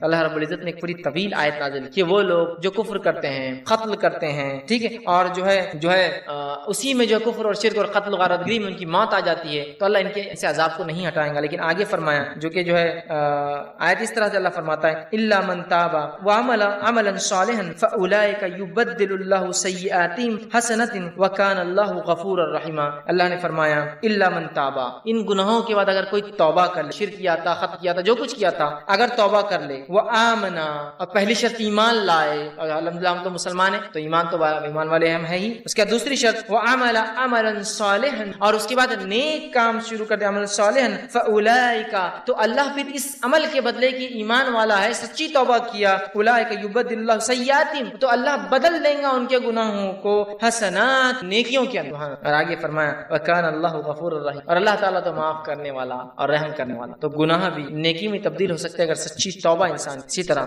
ابن ماجہ کی روایت ہے، آپ صلی اللہ علیہ وسلم فرماتے کہتے ہیں اگر تم اس قدر گناہ کرو کہ تمہارے گناہ آسمان تک پہنچ جائے، لیکن ان حدیثوں کو بالکل رائٹ کانٹیکسٹ میں لیجیے، بالکل صحیح معنوں میں لیجیے، یہ حدیث دلیل نہیں ہے گناہ کرنے کی، جو ہو جاتے اس کی معافی کی دلیل ہے، رائٹ کانٹیکسٹ۔ تو اللہ کے رسول فرماتے ہیں کہ اگر تمہارے گناہ آسمانوں تک بھی اگر چھوں گے، ٹھیک ہے، اگر تم اس قدر گناہ کرو کہ تمہارے گناہ آسمانوں تک پہنچ جائیں گے، پھر تم توبہ کر لو تو اللہ تمہاری توبہ کو قبول کریں گے۔ اگر کسی انسان نے ایسے بھی گناہ کیے ہو جو آسمانوں تک چھو رہ جاتے، لیکن وہ اللہ کی ذات سے ان گناہوں پہ کبھی نا امید نہ ہو جاتا، بلکہ اگر سچی توبہ کرتا ہے تو انشاءاللہ عزیز اپنے رب کو وہ توبہ قبول کرنے والا اور معاف کرنے والا ضرور پائیں گے، لیکن توبہ سچی ہو، اس کے شرائط کے ساتھ یاد رکھ۔ چلیے آئیے آگے 13ویں چیز، 13واں فائدہ جو ہم توبہ کا فائدہ اٹھاتے ہیں اور جو ہے استغفار کا، آدمی سچی توبہ کی وجہ سے جنت کا مستحق بن جاتا ہے، سچی توبہ کی وجہ سے جنت کا مستحق بن جاتا ہے۔ اللہ رب العزت سورۃ تحریم سورہ نمبر 66 آیت نمبر 8 میں فرمایا یا ایھا الذین آمنوا توبوا الی اللہ توبۃ نصوح، اے وہ لوگوں جو ایمان لائے ہو اللہ سے سچی توبہ کرو، سچا رجوع کرو، سچے ڈھنگ سے اس کی طرف پلٹو اور گناہوں سے اپنی معافی مانگو۔ تو نصوحا عسى ربکم ان یکفر عنکم سیئاتکم، تو ہو سکتا ہے تمہارا رب پھر تم سے تمہارے گناہوں کی مغفرت کر دے، اس کا کفارہ کر دے، اسے معاف کر دے، سیئاتکم ویدخلکم جنات تجری من تحتها الانہار، اور تمہیں ایسی جنتوں میں داخل کر دے جس کے نیچے ندیاں نہریں بہتی۔ توبہ کرنے کا فائدہ، انسان جنت کا مستحق بن جاتا ہے۔ 14واں اور آخری فائدہ جو آج میں رکھوں گا توبہ کا وہ یہ ہے، جب انسان سچی توبہ کرتا ہے، سچے طور سے ندامت ہوتا ہے، توبہ کرتا ہے، تو جو ہے اللہ رب العزت جو ہے اس سے خوش ہوتا ہے۔ انسان جب توبہ کرتا ہے تو اللہ خوش ہوتا ہے، ناراض نہیں ہوتا۔ ہاں ناراض تو ان سے ہوتا ہے جو گناہ کرے اور اڑ جائے اس پر، لیکن جو توبہ کرتے ہیں اللہ خوش ہوتا ہے۔ حدیث کے الفاظ اس طرح سے جو توبہ کے بارے میں نبی اکرم صلی اللہ علیہ وسلم فرماتے ہیں کہ اللہ خوش ہوتا ہے، اور حدیث اس طرح سے جو صحیح بخاری کی روایت ہے، آپ صلی اللہ علیہ وسلم فرماتے ہیں کہ اللہ اپنے بندے کی توبہ پر ایسا خوش ہوتا ہے، جب بندہ توبہ کرتا ہے اللہ ایسا خوش ہوتا ہے جیسے کہ ایک شخص سفر پر نکلا ہو، مسافر سفر کر کے چل جا رہا ہو اور ایک جگہ اپنے اونٹ کو باندھے اور لیٹ جائے ریگستان کے بیچ میں، اور جب وہ جاگے تو اس کا اونٹ چلا جائے، وہ تھوڑا نکل کر ڈھونڈتا ہے اپنے اونٹ کو، اس کا اونٹ اسے نظر نہیں آتا، تو پھر وہ واپس آتا ہے اور سوچتا ہے کہ اب ریگستان میں گھوم کے مرنے سے اچھا ہے جہاں لیٹا تھا اس چھوٹے درخت کے نیچے لیٹ جاؤں، مجھے موت آ جائے، کیونکہ اب ریگستان میں اونٹ گھومنا مطلب موت ہے اور کوئی راستہ نہیں۔ وہ آ کر لیٹ جاتا ہے، اور جب لیٹ جاتا ہے تھوڑی دیر بعد دیکھتا ہے تو اس کا اونٹ پورے مال کے ساتھ جوں کا تو کھڑا ہے۔ ایک تو ریگستان، اس پر اکیلا مسافر، اور اس پر اونٹ کا واپس آنا، یہ بہت تعجب کی بات ہے۔ جو لوگ عرب ہے وہ جانتے ہیں، جو لوگ اونٹ پالتے ہیں جانتے ہیں اونٹ کبھی زندگی میں پالتو نہیں ہوتا۔ اس لیے حدیث میں آپ نے فرمایا قرآن جو شخص حفظ کرتا ہے اسے پکڑ کر رکھے، اس لیے کہ قرآن کا حفظ ایسے ذہن سے نکلتا ہے جیسے اونٹ مالک سے نکل کر بھاگ جاتا ہے۔ ایک اونٹ کو آپ 100 سال پالیے، 100 سال بعد رسی ایک بار کھلی چھوڑیے، ایسے بھاگے گا کہ کبھی واپس لوٹ کر نہیں آئے، لیکن اس کا اونٹ واپس مال کے ساتھ آ جاتا ہے، اس لیے بڑی خوشی کی بات ہے۔ اور وہ خوشی سے جھوم اٹھتا ہے اور کہتا ہے خوشی میں اے اللہ میں تیرا رب اور تو میرا بندہ، خوشی میں، کیونکہ اس کو سمجھتا نہیں کیا بولوں اس خوشی کے اندر، تو کہتا ہے اللہ میں تیرا رب اور تو میرا بندہ۔ اس آدمی سے بھی زیادہ اللہ خوش ہوتا ہے جب کوئی شخص توبہ کرتا ہے، اس آدمی سے بھی زیادہ اللہ خوش ہوتا ہے جب کوئی شخص توبہ کرتا ہے۔ دیکھ رہے ہیں آپ توبہ کیا فضیلت، اللہ خوش ہوتا ہے توبہ کرنے والوں، اور بہت ناراض اور غضبناک ہوتا ہے، عذاب نازل کرتا ہے جو گناہوں پہ گناہ کرتے ہیں۔ اور انسان ہونے کے ناطے کیا گناہ ہم سے نہیں ہوتے، کیا گناہ نہیں ہوتے، ہماری آنکھوں سے، ہمارے ہاتھ سے، ہماری زبان زبان سے, ہمارے کانوں سے, ہمارے جسم سے, لیکن رب سے ہم فوراً کر لیں استغفر اللہ, پتہ نہیں کیا ہو گیا, کوئی چیز نقصان پہنچ گیا, کسی جانور کو نقصان پہنچ گیا, کسی انسان کو پہنچ گیا ہوں, میں نہیں جانتا ہوں, میری گاڑی کہیں کھڑی تھی, کسی کو تکلیف ہو گئی ہوگی, استغفار کا ورد کر رہا ہوں, استغفر اللہ, ہو گیا گناہ. آئندہ غلطی نہیں کرنا چاہیے, لیکن انون, ہم کو نہیں پتا ہم سے کیا ہو رہا ہے, کتنی خطائیں غلطیاں ہو جاتی, بس ورد کرتے رہیے, اپنے ایک معمول بنا لیں. تو آپ صلی اللہ علیہ وسلم فرماتے اس سے زیادہ اللہ خوش ہوتا ہے اس آدمی سے جب کوئی انسان اپنے رب کی طرف رجوع کرتا ہے اور توبہ کرتا ہے, پلٹتا ہے, گناہوں سے معافی مانگتا. ابن القیم رحمہ اللہ جو ہے کتاب ہے ان کے لیے مدراج السالکین, اس کے اندر بہت اچھی بات نقل کرتے ہیں. انشاءاللہ اس کتاب کا میں پورا وہ پریفیس, وہ جملہ آپ کے سامنے نقل کرتا ہوں. وہ لکھتے ہیں اور کہتے ہیں توبہ کے بارے میں کہ توبہ ہی دین کی حقیقت ہے. وہ لکھتے ہیں اور کہتے ہیں, فرماتے ہیں, آپ نے فرمایا اور کہا, فرماتے ہیں کہ دین اسلام کی حقیقت, توبہ دین اسلام کی حقیقت ہے اور سارے کام, سارا دین توبہ میں داخل ہے. توبہ اتنی اہم چیز ہے کہ سارے کام اور سارا دین توبہ میں داخل ہے. یہی وجہ ہے کہ توبہ کرنے والا اس بات کا مستحق ہے کہ اللہ تعالیٰ کا وہ دوست قرار دیا جاتا ہے, کیونکہ اللہ تعالیٰ توبہ کرنے والوں اور پاک صاف رہنے والوں کو دوست رکھتا ہے. کہ تو اللہ جس سے محبت کرتا ہے مطلب وہ اللہ کا دوست ہے نا. توبہ کرنے والوں سے اللہ محبت کرتا ہے مطلب اللہ کے دوست ہے. اس کا مطلب توبہ دین کا بہت اہم حصہ, بلکہ وہ کہتے ہیں بلکہ مکمل دین اسلام مکمل توبہ کے اندر ہے. پھر وہ آگے لکھتے ہیں اللہ تعالیٰ اپنے ان بندوں سے محبت رکھتا ہے جو اس کام کو بجا لائے جس کا اس نے حکم دیا ہے, اور اسے ترک کرے, ان کاموں کو چھوڑ دیں جس سے اس نے منع فرمایا ہے. تو گویا توبہ کا مفہوم یہ ہے کہ جن کاموں کو اللہ تعالیٰ نے ظاہری اور باطنی طور پر ناپسند فرمایا ہے, فرماتا ہے انسان ان سے رجوع کرے, توبہ کرے, کرتے ہوئے ایسے کاموں کو اختیار کرے جنہیں اللہ تعالیٰ ظاہری اور باطنی مطلب اوپنلی اور کلوزلی, چھپا ہوا سیکرٹلی اس کو پسند کرتا ہے. فرماتا ہے اس اعتبار سے توبہ ایک جامع لفظ ہے اور اسلام, ایمان اور احسان اس میں مسمہ میں, اس مسمہ میں, اس توبہ میں مکمل طور سے داخل ہے, اور یہ تمام مقامات کا احاطہ کیے ہوئے. اسی لیے یہ ہر مومن کے مقصود کی ابتدا بھی ہے کہ وہ توبہ کرے, اور انتہا بھی ہے, خاتمہ بھی اسی پر ہو کہ وہ توبہ کرے. اسی مقصود کی خاطر مخلوق کو جو جود بخشا گیا, اور توحید اسی کا ایک جز ہے بلکہ عظیم جز ہے. پھر آگے لکھتے ہیں اکثر لوگ توبہ کی قدر و منزلت اور اس کی حقیقت سے آگاہ نہیں ہوتے. علم اور عمل اور حال کے اعتبار سے توبہ کرنا تو بہت دور کی بات ہے. اللہ تعالیٰ توبہ کرنے والوں سے اسی لیے محبت رکھتا ہے کہ ساری مخلوق میں وہی ہے جو اس کے خاص بندے ہیں. توبہ کرنے والے خاص بندے ہیں, گناہ گار تو سارے ہی ہیں, خاص ہیں. اگر توبہ اسلام کے تمام احکام اور ایمان کے کامل حقائق کی جامع نہ ہو تو اللہ تعالیٰ اپنے بندے کی توبہ پر اس قدر مسرت کا اعلان نہ کرتا. اگر توبہ بہت اہم چیز نہ ہوتی تو وہ حدیث میں وہ نہیں آتا کہ ایک آدمی جس طرح سے خوش ہوتا ہے اللہ ویسا خوش ہوتا ہے. اعلان اظہار نہ فرماتا. تمام مقامات, وہ احوال جن کے بارے میں لوگ گفتگو کرتے ہیں, وہ سب توبہ ہی کی تفصیلات اور اس کی آثار اور اسی کے نتائج. تو توبہ کے بارے میں کتنی پیاری بات لکھتے ہیں کہ ہر چیز کا تعلق کہتے دین اور اسلام کا توبہ سے. اب آئیے توبہ کی کنڈیشنز کیا ہیں, شرائط. توبہ کی کنڈیشنز رکھنے سے پہلے ایک چیز کی وضاحت اور کلیریفیکیشن دینا چاہتا ہوں ایک مثال کے ذریعے. سمجھ لیجیے آپ اکاؤنٹس کیپنگ کرتے, اکاؤنٹنٹ ہے, یا آپ ایسا کام کرتے جہاں آپ کو لکھنا, خط و کتابت کا کام ہوتا ہے, رائٹنگ ورک. اب ہوتا یوں ہے کہ جب قلم یا پین غلط چل جاتا ہے تو بہت مشکل ہوتی ہے اس کو مٹانا, ہے نا, کٹ کرنا پڑتا ہے. اب ہو یوں کہ کوئی یہ کہے کہ دیکھو یہ جب لکھو تو اس میں غلطیاں مت کرو, اور غلطی ہو تو میں ناراض ہوں, اور جب آپ لکھتے تو غلطی ہو جاتی تو آپ سوچتے کاش کہ کوئی ایک ایسی چیز ہوتی جس کے ذریعے میں کیا کروں جو غلطیاں ہوتی اس کو مٹا دوں. تو سمجھ لیجیے آپ میرے پاس ہی کام کر رہے تھے یا میں آپ کے پاس کام کر رہا ہوں. میں نے آپ کو ایک ربر لا کے دیا, اریزر, کہ دیکھ اگر غلطی ہو جائے تو اس سے کیا کرنا ہے, اس اریزر ربر سے اس غلطی کو مٹا دینا تاکہ اکاؤنٹس اچھے دکھے, خراب نہ ہو. سمجھ رہے بات. اب جب میں نے آپ کو دے کر چلا گیا تو آپ اس غلطی کو کچھ دن مٹاتے رہے, بعد میں آپ کے دماغ میں ایک نئی چیز آئی, ربر جو دیا گیا وہ غلطی کو مٹانے کے لیے دیا گیا. تو آپ نے کیا شروع کیا معلوم, کاغذ پہ چھرے مارے اور مٹاتے جا رہے, چھرے مارے اور مٹاتے جا رہے, لیکن ربر ہے نا اپنے پاس, چھرے ماریں گے مٹا لیں گے. تو ہم کو اللہ رب العزت نے ہماری فطرت میں چونکہ خطا ہے, غلطیاں کرنا ہے, ان غلطیوں کے اصلاح اور حل کے لیے, ان غلطیوں کی معافی کے لیے توبہ دی. تو ہم نے توبہ کو کیا سمجھ لیا کہ توبہ اس لیے دیا گیا کہ نئے گناہ کرنا ہے, ہم توبہ اس لیے دیا گیا کہ نئے گناہ کرنا ہے, ہم توبہ اس لیے دیا گیا تھا کہ جو گناہ ہو جاتے ہیں ان کی معافی ہوتی. یہ بات میں اس لیے کہہ رہا ہوں کہ بہت سارے لوگ گناہوں کو اس لیے کرتے ہیں کہ وہ توبہ کرتے ہیں. ایک صاحب مجھے کہنے لگے دیکھیے میرا معاملہ ایسا ہے, میں نے فجر پڑھ کے آ جاتا, میں فجر پڑھ کے آنے کے بعد یہ کرتا, وہ کرتا, فلاں کرتا, بزنس میں جھوٹ بولتا, فلاں سب کرتا, پھر الحمدللہ میں استغفار وہ کرتا اور ظہر پڑھ لیتا تو میرے پورے گناہ معاف. پھر اس کے بعد میں ظہر پڑھ کے آتا, پھر یہ کرتا, وہ کرتا, یہ کرتا, یہ فلاں کرتا, یہ فلاں کرتا, اور یہ سب ہوتا. اس کے بعد کیا کرتا ہوں, بولے اثر پڑھتا ہوں, استغفار کرتا ہوں, اللہ سے گناہ معاف. پھر شام ہوتی ہے, میں گھر آتا ہوں, ٹی وی پکچر دیکھتا ہوں, یہ کرتا ہوں, گانے سنتا ہوں, کرتا ہوں, سونے سے پہلے توبہ کر لیتا ہوں, گناہ معاف. پھر صبح اٹھتا ہوں, پھر نئے گناہ کرتا ہوں, تو بس توبہ, بس بولے میں نے اختیار کر لیا, گناہ کر رہا ہوں اور معافی مانگ لیتا ہوں فوراً, الحمدللہ بولے میرے گناہ جبھی معاف ہو جاتا. کیا توبہ اس لیے دی گئی تھی کہ آپ گناہ کرتے جائے اور معافی مانگتے جائے, گناہ کرتے جائے اور معافی مانگتے جائے؟ توبہ کا معنی کیا ہے, اس کے شرائط میں چھپا ہے. توبہ کسے کہتے ہیں بھائی, کنڈیشنز دیکھیں, ورنہ وہ غلط فہمی لوگ ہوتے ہیں. ایک واقعہ میں نے پہلے بھی سنایا تھا کہ ایک صاحب ایک مرتبہ حج کو جا کے آئے, وہ ایک سنستھا سوسائٹی چلاتے تھے. آنے کے بعد کچھ لوگوں سے انہیں ایڈوانس پیسے لے رکھے تھے, یہ نوکری دوں گا, وہ پیون کی نوکری دوں گا, ٹیچر کی نوکری دوں گا. اب جب واپس آئے تو لوگوں نے کہا بھائی بہت اب تم جانے لگے حج، بھائی بہت وہ ہو گیا، آپ حج کو جا رہے ہیں تو ہمارے پیسے واپس کر دیجیے. تو کہا آئے بات دیں گے نا. جب حج سے آ گئے تو کہا کہ بھائی آپ پیسے دے دیجیے، آپ نوکری تو نہیں دے رہے. تو ہمارے پچھلے گناہ تو پورے معاف ہو گئے. سمجھ رہے آپ؟ اور پھر اللہ ان پر رحم کرے، انہوں نے پیسے نہیں لوٹائے، کہا حج ہو گیا ہمارا. اور مفتی صاحب نے بول دی تھی حج ہوا تو پچھلے گناہ معاف ہوتے. ارے بد اخلوں، مفتی صاحب نے جو کہا تھا گناہ معاف ہوتے تو اس کا مطلب یہ تھوڑی ہے کہ تم نئے گناہ کرو حج کے بعد آ کر. وہ تو ان لوگوں کے جو سچی توبہ کے ساتھ گئے تھے اپنے رب کے پاس، رجوع کیا، ان کی معاف. اور بندوں کے حق تو معاف ہی نہیں ہوتے، یاد رکھیے، حج سے بھی معاف نہیں ہوتے، یاد رکھ لیجیے بات. آپ صلی اللہ علیہ وسلم حدیث سے فرمایا کوئی شخص شہید ہو جائے پھر زندہ کیا جائے، پھر شہید ہو جائے پھر زندہ کیا جائے، پھر شہید ہو جائے پھر زندہ کیا جائے، لیکن قرض باقی ہو تو مغفرت نہیں ہوتی. کیا چاہیے آپ؟ قرض باقی ہو تو شہید کو بھی نہیں ہے تو دوسروں کا تو چھوڑ، دوسروں کا تو چھوڑ دیجیے. تو آئیے اس کی شرائط، کنڈیشن بہت انپورٹنٹ. توبہ، توبہ کے فضائل، فائدے پتہ چل گئے. کنڈیشن نہ پتہ چلے تو انسان کو لگے گا گناہ کرنے کے لیے تو توبہ ہے، نہیں، گناہ ہو جائے تو توبہ ہے. آئیے کنڈیشنز، توبہ کی شرائط جو ہے وہ یہ ہے. علامہ راغب اصفہانی اور امام نووی رحمہ اللہ توبہ کی شرائط لکھتے اور کہتے ہیں جو ہے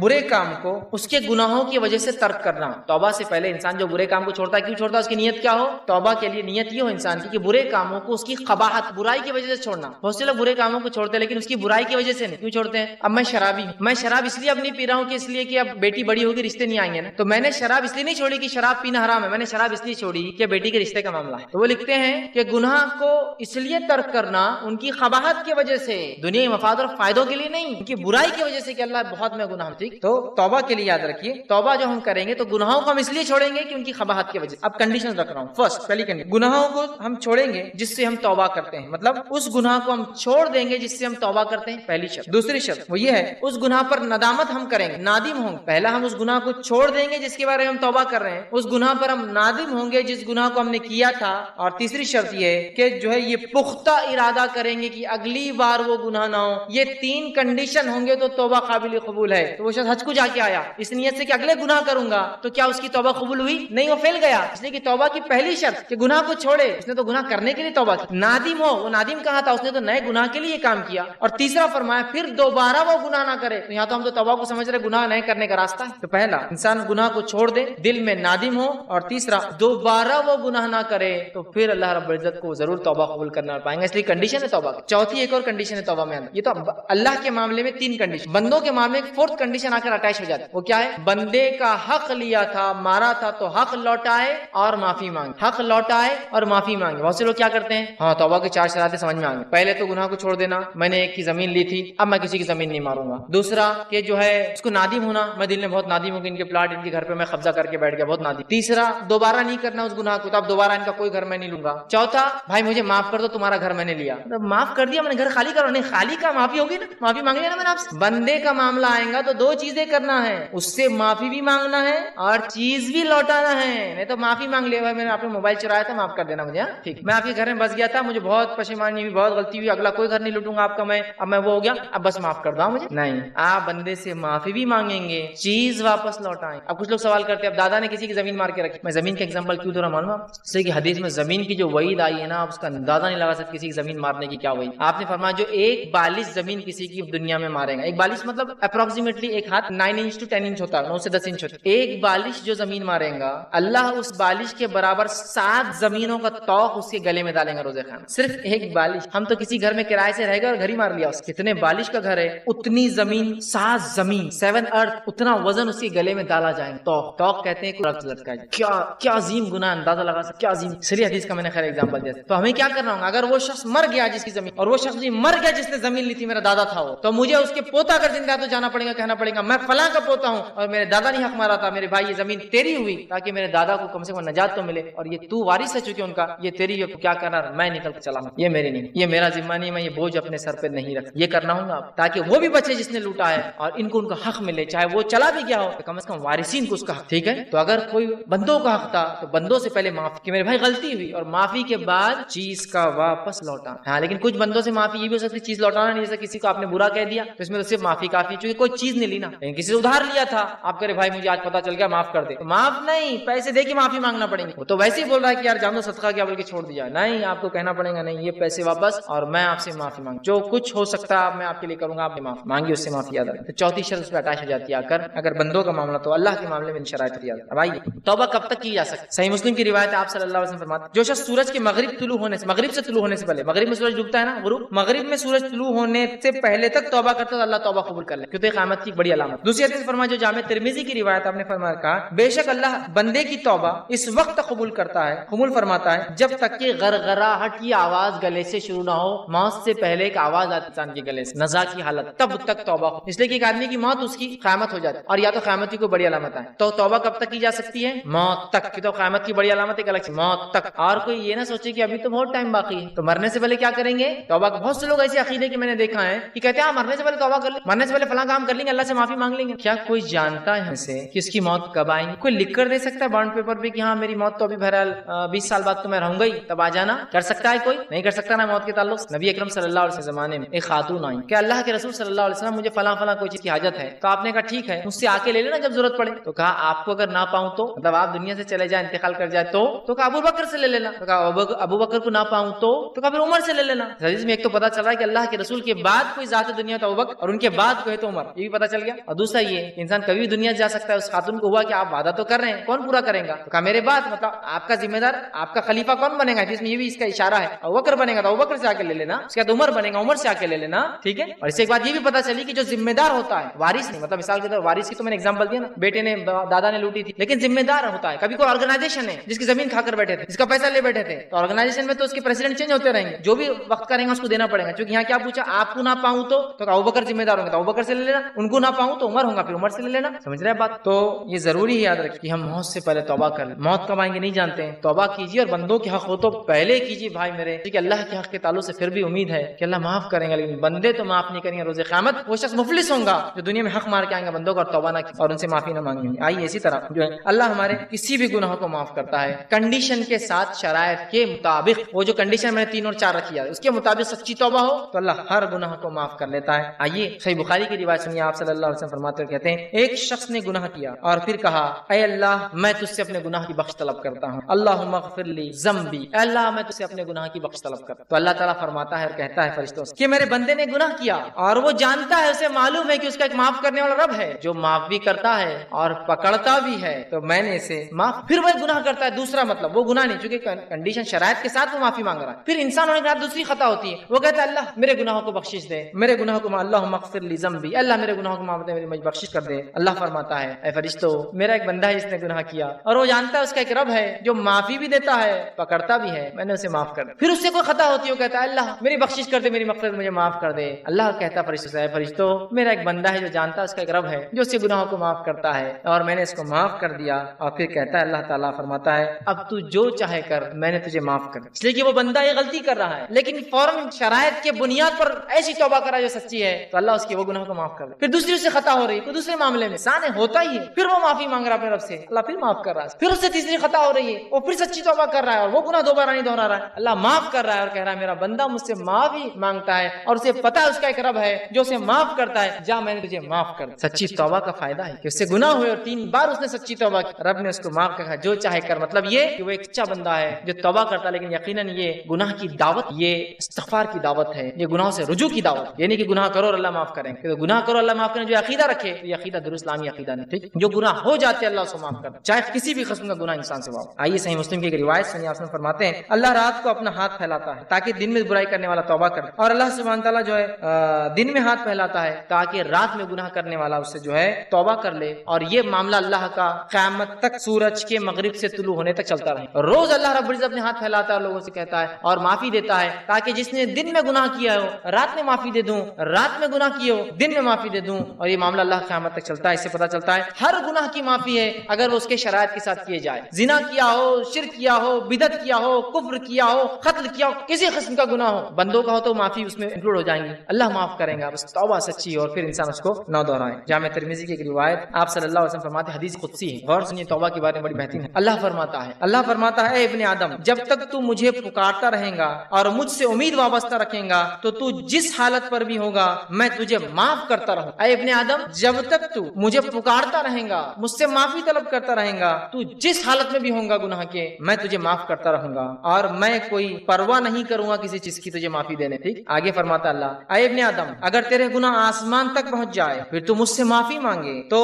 میں تجھے جو ہے بخش دوں گا اور میں کوئی پرواہ نہیں کروں گا۔ اگر تو آسمان تک بھی تیرے گناہ ہو اور تو مجھ سے معافی مانگے میں تیرے گناہوں کو جو ہے معاف کروں گا۔ آگے اللہ رب العزت فرماتا ہے تو مجھے معاف کر دوں گا۔ اے ابن آدم اگر تو زمین بھر کے گناہوں کے ساتھ میرے پاس آئے گا اور اس حال میں ملیں گا کہ تو نے کبھی شرک نہ کیا ہو، تیری موت شرک پر نہ آئی ہو، تو میں تجھے اتنی ہی مغفرت کے ساتھ ملوں گا، اتنی ہی مغفرت کے ساتھ۔ ابن آدم اگر تو میرے پاس آئیں گا زمین بھر کے گناہ لے کر، اور لیکن تو نے شرک نہ کیا ہوں گا، توحید پہ تیرا عقیدہ ہوں گا، لیکن تجھ سے گناہ ہوئے ہوں، تو میں بھی تجھے تو نے سچی توبہ کی ہوں تو میں بھی تجھے اتنی ہی زمین برابر مغفرت کے ساتھ ملوں۔ کتنا ہمارا رب معاف کرنے والا اندازہ، کتنا رحم کرنے۔ بس دو واقعات آخر تک توبہ کے سچے واقعات، ہم بات کو اپنی ختم کریں گے کہ سچی توبہ کیا ہوتی ہے اور اس کے کیا فضیلت۔ صحیح بخاری کا واقعہ ہے، ایک شخص تھا ہم سے پچھلی قوم، اس نے 99 قتل کیے تھے، 99 مرڈرز۔ انسانی جان کا قتل بہت سنگین جرم ہے، یاد رکھیے بہت سنگین جرم ہے۔ سب سے قیمتی چیز دنیا کے اندر کوئی ہے تو انسانی خون ہے، اس لیے کہ روز قیامت عبادت میں جو سب سے پہلا سوال ہوں گا وہ نماز کا، اور بندوں کے حق میں جو سب سے پہلا سوال ہوں گا وہ خون کا ہونے والا۔ یاد رکھیں تمہاری وجہ سے کسی کا خون تو نہیں بہا یا قتل تو نہیں۔ تو آپ صلی اللہ علیہ وسلم فرماتے ہیں 99 قتل، نادم ہوا، خواہش جاگی کہ کیا میری توبہ ہے۔ ایک شخص کے پاس گیا، اسے لیکن علم نہیں تھا، اس نے کہا کیا میری توبہ ہے، میں نے 99 مرڈرز کیے۔ اس نے کہا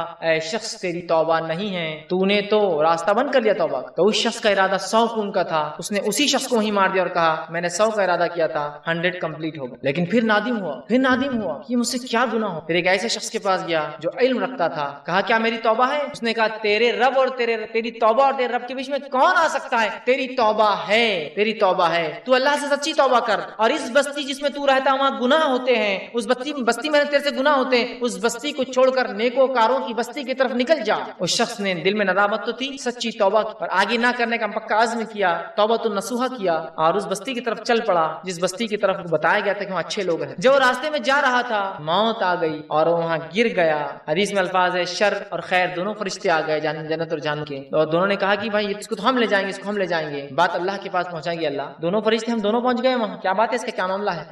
اللہ نے کہا پھر کہ جس بستی سے نکلا تھا برے لوگوں کے، جس بستی کی طرف جا رہا تھا، اور فاصلہ ماپا جائے، جس کی طرف زیادہ ہوگا اس کے ساتھ فیصلہ کر دیا جائے۔ اور مختلف روایتیں مختلف الفاظ آتے ہیں کہ وہ کیا ہوا۔ ایک میں ہے کہ وہ جب اس کو ماپا گیا تو اچھی بستی کی طرف اس کا ایک ہاتھ تھا، ایک روایت میں ہے کہ جب اس کو ماپا گیا تو اللہ نے زمین کو اس بستی کو کھینچ کر جو اچھائی کی تھی اس کی طرف کر دی اور برائی کی بستی کو سے دور ہٹا دیا، اور جب دیکھا گیا تو اچھائی کی طرف، اور اس کی مغفرت ہو گئی، اللہ نے اسے معاف کر دیا۔ اتنی بڑی بات ہے نا، معاف کر دیا۔ لیکن اس میں جو بات تھی، پہلا پوائنٹ وہ دل میں نادم تھا، دوسرا پوائنٹ اس نے گناہ سے توبہ کی، تیسرا نقطہ کبھی نہیں کرنے کا پکا عزم کیا، اور چوتھا نیک لوگوں کی طرف جا رہا تھا تاکہ اچھے عمل کرے۔ تو اس کی صرف نیت تھی، ابھی عمل کچھ نہیں کیا تھا، تو پتہ چلا سچی توبہ کی نیت بھی ہو اور انسان عمل نہ بھی کر پائے تو معاف۔ لیکن آج ہم میں سے بہت سے لوگ ہیں سچی توبہ کرتے بھی نہیں ہے نا، نیت اندازہ لگا یہ مر جائیں گے تو کیا حال ہو۔ یہ ہے سچی توبہ اور یہ اللہ کی مغفرت۔ دوسرا واقعہ سن، صحیح مسلم کی روایت، آپ صلی اللہ علیہ وسلم کے تعلق سے روایت میں آتا ہے، الفاظ ایسے، صحیح مسلم کی روایت، جہینہ قبیلے کی عورت نے زنا کیا، زنا کرنے کے بعد آئی اور کہا اللہ کے رسول مجھ سے زنا ہوا، سزا دے دی۔ زنا کے ساتھ سنسار ہے، وہ شادی شدہ تھی، جو ہے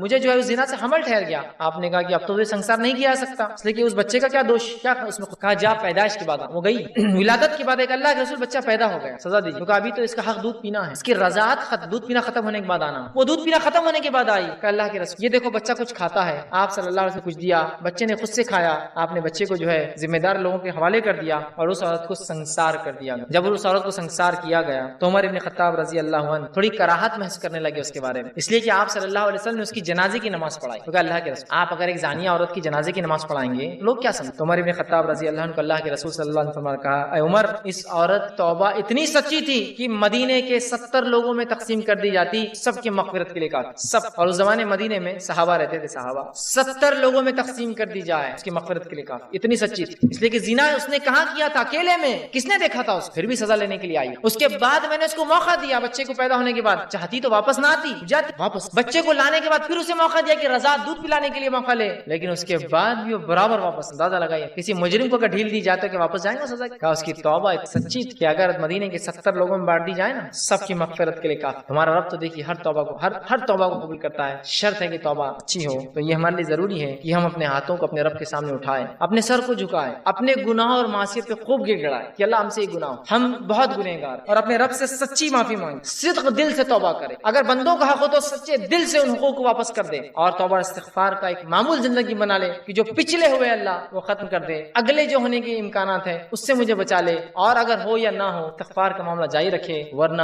توبہ اگر نہیں کریں گے تو گناہ بڑھتے جاتے ہیں، یاد رکھیں۔ اور یقین جانیے ہم اتنے نیکوکار لوگ نہیں ہیں کہ اتنی نیکی ہم سے ہوتی ہوں گی جتنے گناہ آج ہم کر۔ توبہ ایک بہترین طریقہ ہے، تو ہم سچی توبہ کریں، اپنے گناہوں پر نادم۔ اور کون سا ایسا شخص دنیا کا جس نے گناہ نہیں کیے، جس نے جو اپنے آپ کو پارسا اور پاک بتایا کہ میں نے نہیں کیے؟ ہر شخص گنہگار ہے۔ راستہ یہ ہے مغفرت کا، گناہ مٹانے کا طریقہ یہ ہے کہ ان کنڈیشنز کے ساتھ توبہ کیجیے اللہ سے۔ اللہ کو انشاءاللہ عزیز اگر ہم صدق دل سے توبہ کریں گے ضرور معاف کرنے والا پائیں گے، اور ہم جو ہے استغفار کی خوب کثرت کرے اور دوسروں کو بھی اس میں شامل کرے کہ اللہ دوسروں کے گناہ بھی معاف کر، ان کے لیے بھی استغفار کرے، دوسرے لوگوں کے لیے تاکید کرے ان کو گناہ چھوڑنے کی، اور دوسروں کے لیے بھی استغفار کیا کرے، صرف اپنے لیے نہیں۔ صرف مومن صرف اپنے لیے نہیں سوچتا، دوسروں کا بھی سوچتا ہے۔ لہٰذا ہم خوب سے خوب جو ہے توبہ کرے، جو گناہ ہو چکے ہیں ندامت کرے، اور اس کے بعد گناہوں کی طرف نہ پلٹے۔ بندوں کا حق ہو تو کوشش کرے لے جا کر وہ حق جو ہے لوٹا دے۔ میں اپنی بات کو اسے ختم کروں گا۔ اللہ رب العزت سے آخر میں دعا کہ اللہ سبحانہ تعالیٰ جو کچھ کہا سنا گیا اسے عمل کی ہمیں توفیق عطا فرمائے، ہم تمام کو سچی توبہ کرنے کی توفیق عطا فرمائے، ہم تمام کے استغفار کو اور ہماری جو ہے استغفار کی دعاؤں کو اور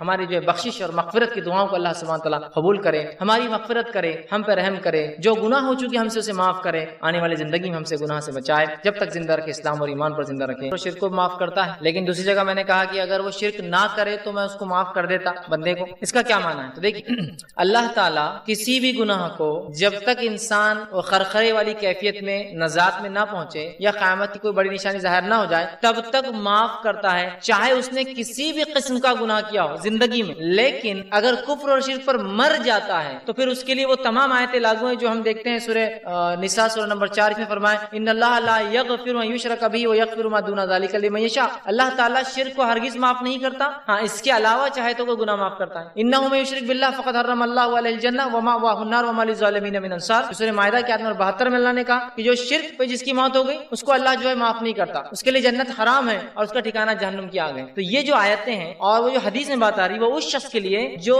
بغیر توبہ کے شرک پر مر گیا، بغیر کفر کی توبہ پر شرک پہ مر گیا، اس کے لیے ہے۔ لیکن جو شخص زندگی میں شرک پر رہا لیکن اسے اسلام سمجھ میں آ گیا، چاہے وہ غیر مسلم تھا یا مسلمان تھا، اس کے بعد اس نے سچی توبہ کی اپنے شرک اور کفر اور نفاق سے، اور اس کے بعد اس کی موت آئی تو انشاءاللہ عزیز وہ معاف ہو جائیں گا۔ لیکن جو مر گیا وہ آیت اور حدیث اس کے لیے کہ مرنے کے بعد معافی نہیں ہے، لیکن زندگی میں انشاءاللہ عزیز ہر گناہ کی معافی انسان کو مل سکتی۔ کسی نے ایک سوال کیا تھا اگر بندہ گناہ پر نادم ہو، اللہ سے معافی بھی مانگی لیکن اگر گناہ حقوق العباد میں سے ہو، مثلا چغلی، بہتان، غیبت، اور سے معافی بھی نہیں مانگ سکتا کیونکہ اسے ڈر ہے کہ اس سے رشتوں میں اور بھی خرابی آ سکتی ہے، تو کیا اس کا گناہ معاف ہو سکتا ہے؟ کسی نے ایک اچھا سوال کیا کہ جیسا کہ اگر بندوں کے ساتھ کوئی گناہ ہو تو اس کے استغفار اور توبہ کا طریقہ کی شرط ہے کہ بندے سے معافی مانگی جائے۔ اب کسی نے غیبت، چغلی، بہتان، الزام تراشی، گالی کچھ بھی دی ہو جو پیٹ پیچھے کی ہو، اب اگر وہ جا کر کہیں گا کہ بھائی میں نے ایسا کیا ہے تو رشتے خراب ہو سکتے، تو کیا کرے؟ تو اس میں پہلی چیز تو یہ ہے کہ آپ اگر اس شخص کو پہچانتے ہو جس کے بارے میں آپ نے چغلی، غیبت، بہتان، الزام، گالی دی ہو تو آپ اس کے پاس جائیں گے، اور رشتے اگر خراب نہ کرنا چاہتے ہیں تو آپ ان سے یہ بات کریں گے اور کہیں گے کہ میں نے آپ کے بارے میں کچھ غلط کہہ دیا تھا، میں آپ سے معافی مانگتا ہوں،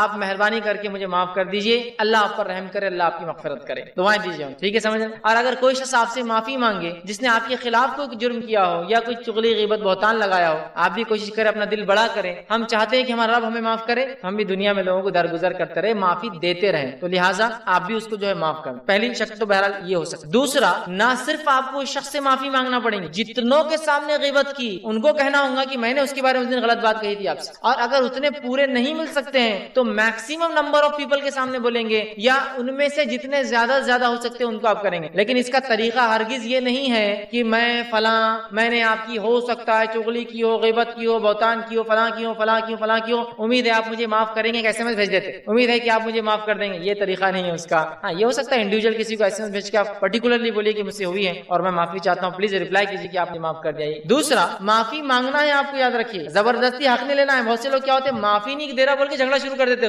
ہم نے بول دیا تھا تم کو، اب معاف کیسے نہیں کرتے تم، ہم نے فلاں کر دیے تھے فلاں نے، یہ تو معافی کا طریقہ نہیں، تو زبردستی ہوئی۔ تو لہٰذا جتنا اچھا طریقہ ہوتا ہے، تو میں تو عام زبان میں کہتا ہوں بہت سی بار کسی سے آپ معافی مانگ رہے ہیں، معافی کو تیار نہیں تو کھانا کھلائیے، سموسے کھلائیے، اچھی چیزیں کھلائیے، چائے پر بلائیے، دعوتیں دیجیے، جو کچھ ہو سکتا ہے کچھ کیجیے اس کو، کیونکہ آپ کو لینا ہے اس سے معافی۔ بہرحال آپ سادے سے ملیے اس سے اور کہیے، اور اگر ایسا ہو سکتا ہے کہ بولنا بہتر ہے تو آپ بولیے کہ مجھ سے غلطی ہوئی، تاکہ جب اس تک خبر پہنچے تو ایسا نہ ہو کہ یار یہ آدمی میری غیبت کرتا پھرتا ہے اور میرے سے معافی مانگتا ہے، پھر غیبت کرتا معاف، معلوم ہو کہ وہ بات وہی تھی، اور جب وہ بات اس تک پہنچے یہ کہیں گے ہاں بھائی اس نے مجھ سے معافی مانگ لی، اب آپ بھی اس بات کو درگزر کر دیں۔ تو لہٰذا اگر آپ معافی مانگنے سے آپ کو ڈر رشتے ٹوٹیں گے تو آپ کو جا کر کم از کم یہ تو بولنا ہوگا مجھ سے غلطی ہوئی، کیا ہوئی ضرورت نہیں ہے، آپ مہربانی کر کے مجھے معاف کیجیے، اور امید ہے وہ شخص انشاءاللہ معاف کریں گا۔ اور میں بھی یہ کہوں گا کہ ہم بھی کوئی ہم سے آ کے معافی مانگتا تو کر دے، لیکن اگر حق ہو، چغلی میں اس میں کوئی حق نہیں ہے، صرف معافی مانگنا، حق ہو تو حق تو دینا پڑے گا، آپ یہ نہیں بول سکتے معاف کر دو حق نہیں لوٹا سکتے ہم، حق تو دینا پڑے گا، اور اگر حق نہیں ہے صرف معافی والا معاملہ ہے ضرور اس سے کچھ نہ کچھ اشارے کناروں میں آپ معافی اسے جو ہے ضرور جو ہے مانگیں۔ السلام علیکم۔ علیکم،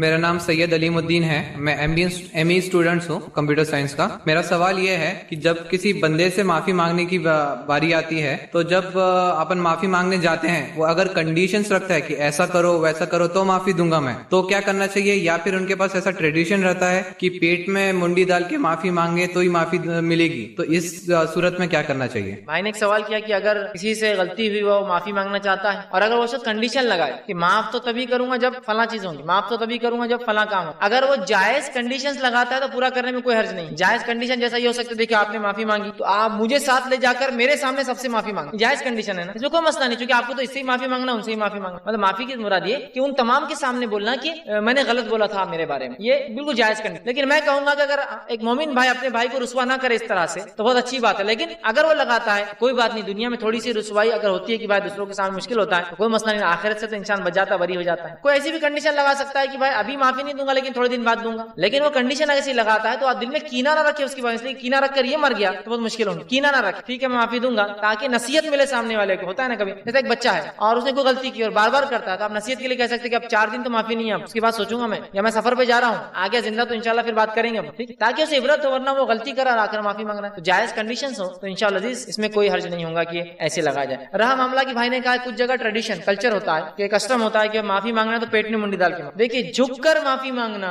یہ شریعتاً درست نہیں ہوگا، اس لیے کہ شریعت اللہ کے علاوہ کسی کے سامنے بھی جھکنے کی اجازت نہیں دیتی، نہ ہی جھک کر آپ معافی مانگ سکتے ہیں نہ ہی آپ جھک کر سلام کر سکتے ہیں، دونوں بھی چیزیں نہیں۔ آپ نے کہا پیٹ میں منڈی ڈال کے معافی مانگو تو پیٹ میں منڈی ڈال کے سلام بھی ہوتا ہے، ٹھیک، تو یہ طریقہ بہرحال درست نہیں ہوگا معافی مانگنے کا، اور یہ شرط درست نہیں کہ جھکنے والی۔ ہاں کوئی کہا میرے سامنے آ کر معافی مانگو، میرے گھر پر آ کے معافی مانگو، میرے ساتھ چل کے معافی مانگو، اس شخص کے سامنے معافی مانگو جس کے سامنے تمہیں بولنے سے میرا رشتہ خراب ہو گیا، یہ تو درست ہے، لیکن پیٹ میں منڈی ڈالو سب کے سامنے جھکو یہ طریقہ نہیں، اس لیے کہ آپ صلی اللہ علیہ وسلم کے دور میں صحابہ سے غلطیاں ہوئی لیکن صحابہ نے درگزر کیا، معافی مانگنے کے لیے ایسے غیر شرعی کنڈیشنز نہیں لگائے، جیسے کہ ایک واقعہ آتا ہے، بڑی پیاری حدیث بخاری کی روایت ہے کہ درگزر کرنا کتنا اہم ہے، کتنی اچھی بات ہے۔ ایک مرتبہ عمر بن خطاب رضی اللہ عنہ نے ابو بکر صدیق کو کچھ کہہ دیا، جب کہہ دیا تو نبی اکرم صلی اللہ علیہ وسلم بات گئی کہ عمر نے ابو بکر کو کچھ کہا، اور دونوں کیا مقام رکھتے شریعت میں بہرحال کو بتانے کی ضرورت نہیں، دو بڑی شخصیتیں اسلام لیکن پھر بھی انسان، تو اللہ کے رسول کو جب بات پتا چلی تو آپ کھڑے اور خطبہ دیا اور کہا کیا بات ہے تم لوگوں کہ تم ابو بکر کو برا بھلا کہتے ہو، اس لیے کہ جب دنیا نے میرا انکار کیا اس نے میرا اقرار، جب دنیا میرے خلاف تھی وہ میرے ساتھ کھڑا تھا تم اس کو کہتے۔ عمر ابن خطاب رضی اللہ عنہ کو جب یہ بات پتا چلی کہ اللہ کے رسول ناراض ہوئے، میں نے ابو بکر کو خلا کہا، آپ ابو بکر کے پاس آئے اور کہا ابو بکر مجھے واپس وہ جملے کہہ دو جو میں نے تم سے کہے تھے، تھوڑے سخت جملے تھے، واپس بول دو مجھے جو میں نے تم کو جملے بولے تاکہ حساب برابر ہو جائے، بول دیتے، کہا تم بھی مجھے بول دو وہ بد کلامی جو میں نے تم سے کی تھی تم مجھے بول دو، تو ابو بکر صدیق رضی اللہ عنہ نے کہا کہ میں تو یہ نہیں کہہ سکتا، میں تم کو جواب نہیں دے سکتا، اور عمر ابن خطاب زار و خطار رونے لگے اور کہا کہ ابو بکر تم مجھے معاف کر دو، ابو بکر نے کہا میں تمہیں وہ جوابی کاروائی نہیں کر سکتا، مطلب میں معاف کرتا ہوں تمہیں لیکن جملہ نہیں دوں گا، اور عمر ابن خطاب کا بولنا یہ تھا صرف معاف مت کرنا، مجھے جملہ دہرا کر بولنا تاکہ بدلے کا بدلہ ہو جائے، معافی تو ہے لیکن بدلہ بھی دو مجھے تاکہ میں آئندہ یہ حرکت نہ کروں، اور اللہ کے رسول نے جو بات سنی تو کہا ابو بکر عمر کو جواب مت دینا، مطلب عمر کو پلٹا کر وہ بات نہیں کہنا، کیونکہ ایک انسان کی اچھائی میں سے ہے کہ تم معاف کر دو لیکن جواب مت دینا واپس پلٹا کر، ٹھیک ہے، تو میں یہ کہوں گا اگر کوئی بھائی آئے اتنے صدق دل سے وہ آپ سے معافی مانگتا ہے تو میں سمجھتا ہوں دینا چاہیے اس کو، اس لیے کہ ہم بھی چاہتے ہیں ہمارا رب آخرت میں ہم کو معاف کرے، ہم بھی چاہتے ہیں لوگ ہم کو درگزر کرے اور معاف کرے، تو ظاہر سی بات ہے ہمیں بھی چاہیے کہ ہم لوگوں کو ان کی غلطیاں جو ہم سے کرتے ہیں درگزر اور معافی والا معاملہ ان سے بہرحال جاری رکھے، لیکن وہ ٹریڈیشنل جھک کر جو معافی مانگنے کا طریقہ ہے وہ شرعاً درست نہیں ہوگا، لہٰذا اس کی اجازت نہیں دی جائے گی۔ اس کے علاوہ جو جائز شرائط ہے معافی مانگنے کی بہرحال وہ ہو سکتے ہیں، لیکن معاف کرنا یہ بڑی اہم چیز ہے، اور ہم کوشش کریں کہ لوگوں کو اگر وہ ہم سے کچھ کوتاہی غلطی کرتے درگزر کرنے کا جذبہ اپنے نفسوں میں ہم جگائیں۔ آپ نے کہا کہ ایک عورت نے زنا کیا تھا تو آپ صلی اللہ علیہ وسلم نے اس کو سنسار کی سزا دی، اگر آج کوئی عورت زنا کرے اور سچے دل سے توبہ کرنا چاہے تو اس کی سزا کیا ہو؟ دیکھیے سب سے پہلی چیز تو یہ کہ زنا کی جو سزا ہے وہ تو تبھی دی جائیں گی جب اسلامی حکومت ہوں گی، اب چونکہ اسلامی حکومت نہیں ہے تو وہ سزا کا کفارہ جو ہے مطلب سزا لے لینا یہ کفارہ ایک قسم کا گناہ کا، اب وہ سزا کے طور پہ کفارہ تو کنڈیشن وہ تو اب ختم ہوگی، اب جو چیز باقی ہے وہ یہ سچی توبہ، چونکہ زنا کی بدلے سزا اگر شرعی حکومت ہوتی وہ جا کر اپنے آپ کو بتاتا وہ کیس ثابت ہوتا تو دی جاتی، لیکن اب وہ شرط تو ہے ہی نہیں، اس لیے کہ اب یہاں کوئی اسلامی حکومت رہا معاملہ اب سچی توبہ کا معاملہ تو دروازہ ہمیشہ کے لیے کھلا ہے، تو اس معاملے میں عورت سچی توبہ کرے، اس معاملے میں مرد سچی توبہ کرے، لیکن آج زنا کا ایسا معاملہ ہو چکا ہے اللہ رحم کرے، ایسی باتیں مستق آتی ہیں، ایسے سوالات آتے ہیں کہ تعجب ہوتا ہے کیا زنا کو ہم نے مذاق سمجھ لیا اور گناہوں کو ہم گناہ بھی نہیں سمجھ رہے، عجیب بات ہے، اور گناہوں کا علم بھی نہیں کہ گناہ ہے، یہ سب سے خطرناک چیز ہے، گناہ کرنا تو ایک چیز ہے لیکن یہ پتہ ہی نہ ہو کہ یہ گناہ ہے، کتنی خطرناک بات ہے۔ ایک صاحب ایک مرتبہ جو سوال کرنے لگے کہ میں نے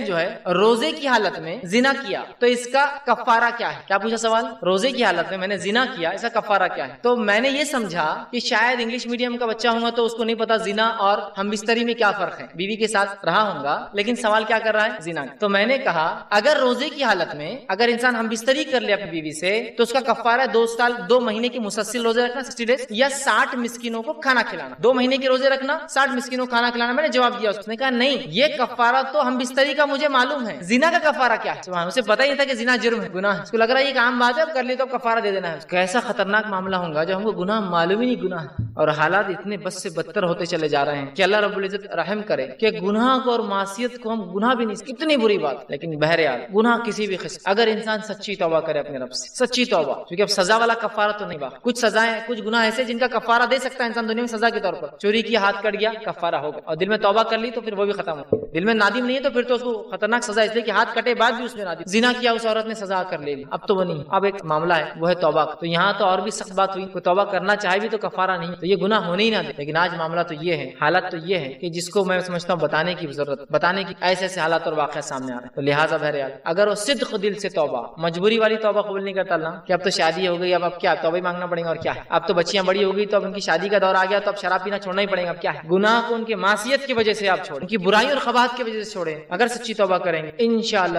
ہم اپنے رب کو ضرور بھی ضرور توبہ قبول کرنے والا، گناہوں کو معاف کرنے والا انشاءاللہ۔ میرا سوال یہ ہے کہ ایک عام خیال ہے کہ جیسے آپ نے بتایا کہ موسیٰ علیہ السلام نے اللہ سے تجلی کے لیے کہا، تجلی پہاڑ پہ ہوئی، تو عام لوگوں کا خیال ہے کہ وہ جو پہاڑ ریزہ ریزہ ہوا جلا تو اسے ہی سورما بنتا، تو اس کے تعلق سے بتائیے۔ بھائی نے ایک سوال کیا کہ بہت سے لوگوں کا ایک ایسا خیال ہے کہ وہ موسیٰ علیہ السلام وہ جو تجلی جب ہوئی جس پہاڑ پہ، جب آپ نے ڈیمانڈ مطلب گزارش کی اللہ سے کہ مجھے دیکھنا ہے، بلکہ ضد بھی کہ مجھے دیکھنا ہے، اللہ نے کہا کہ ٹھیک ہے وہ پہاڑ کو دیکھ سکو تو مجھے دیکھ پاؤں، جب وہ تجلی ہوئی تو پہاڑ جل گیا، تو بہت سے لوگ بولتے پہاڑ جل کے سورما بن گیا، تو لہٰذا وہ سورمے کو لوگ آنکھوں میں پہنتے اس عقیدے سے، ایسی کوئی صحیح بات نہیں ہے، نہ ہم وہ پہاڑ جانتے ہیں نہ ہم سورمے کے تعلق جانتے ہیں، وہ سورما جو ہوتا ہے کھول جس کو کہتے ہیں، ٹھیک، تو سورما جو ہے وہ پہاڑ سے بنا، ایسی کوئی نہ صحیح روایت ہے نہ ایسی کوئی ضعیف روایت ہے، لیکن پتہ نہیں بس لوگ کہاں سے لا لیتے واللہ والے، ایسی بہت ساری باتیں جو توہام وہم کی بنیاد پر، گمان کی بنیاد پر، گیس ورک کی بنیاد پر بناتے ہیں، ایسی کوئی صحیح روایت کوئی ضعیف روایت بھی نہیں ہے کہ وہ جو پہاڑ تھا وہ سرما بنا اور اسی لیے سرمے کو لگایا جاتا ہے، ایسی کوئی روایت ایسی کوئی صحیح بات ثابت نہیں ہے۔ کسی نے سوال کیا اگر کوئی انسان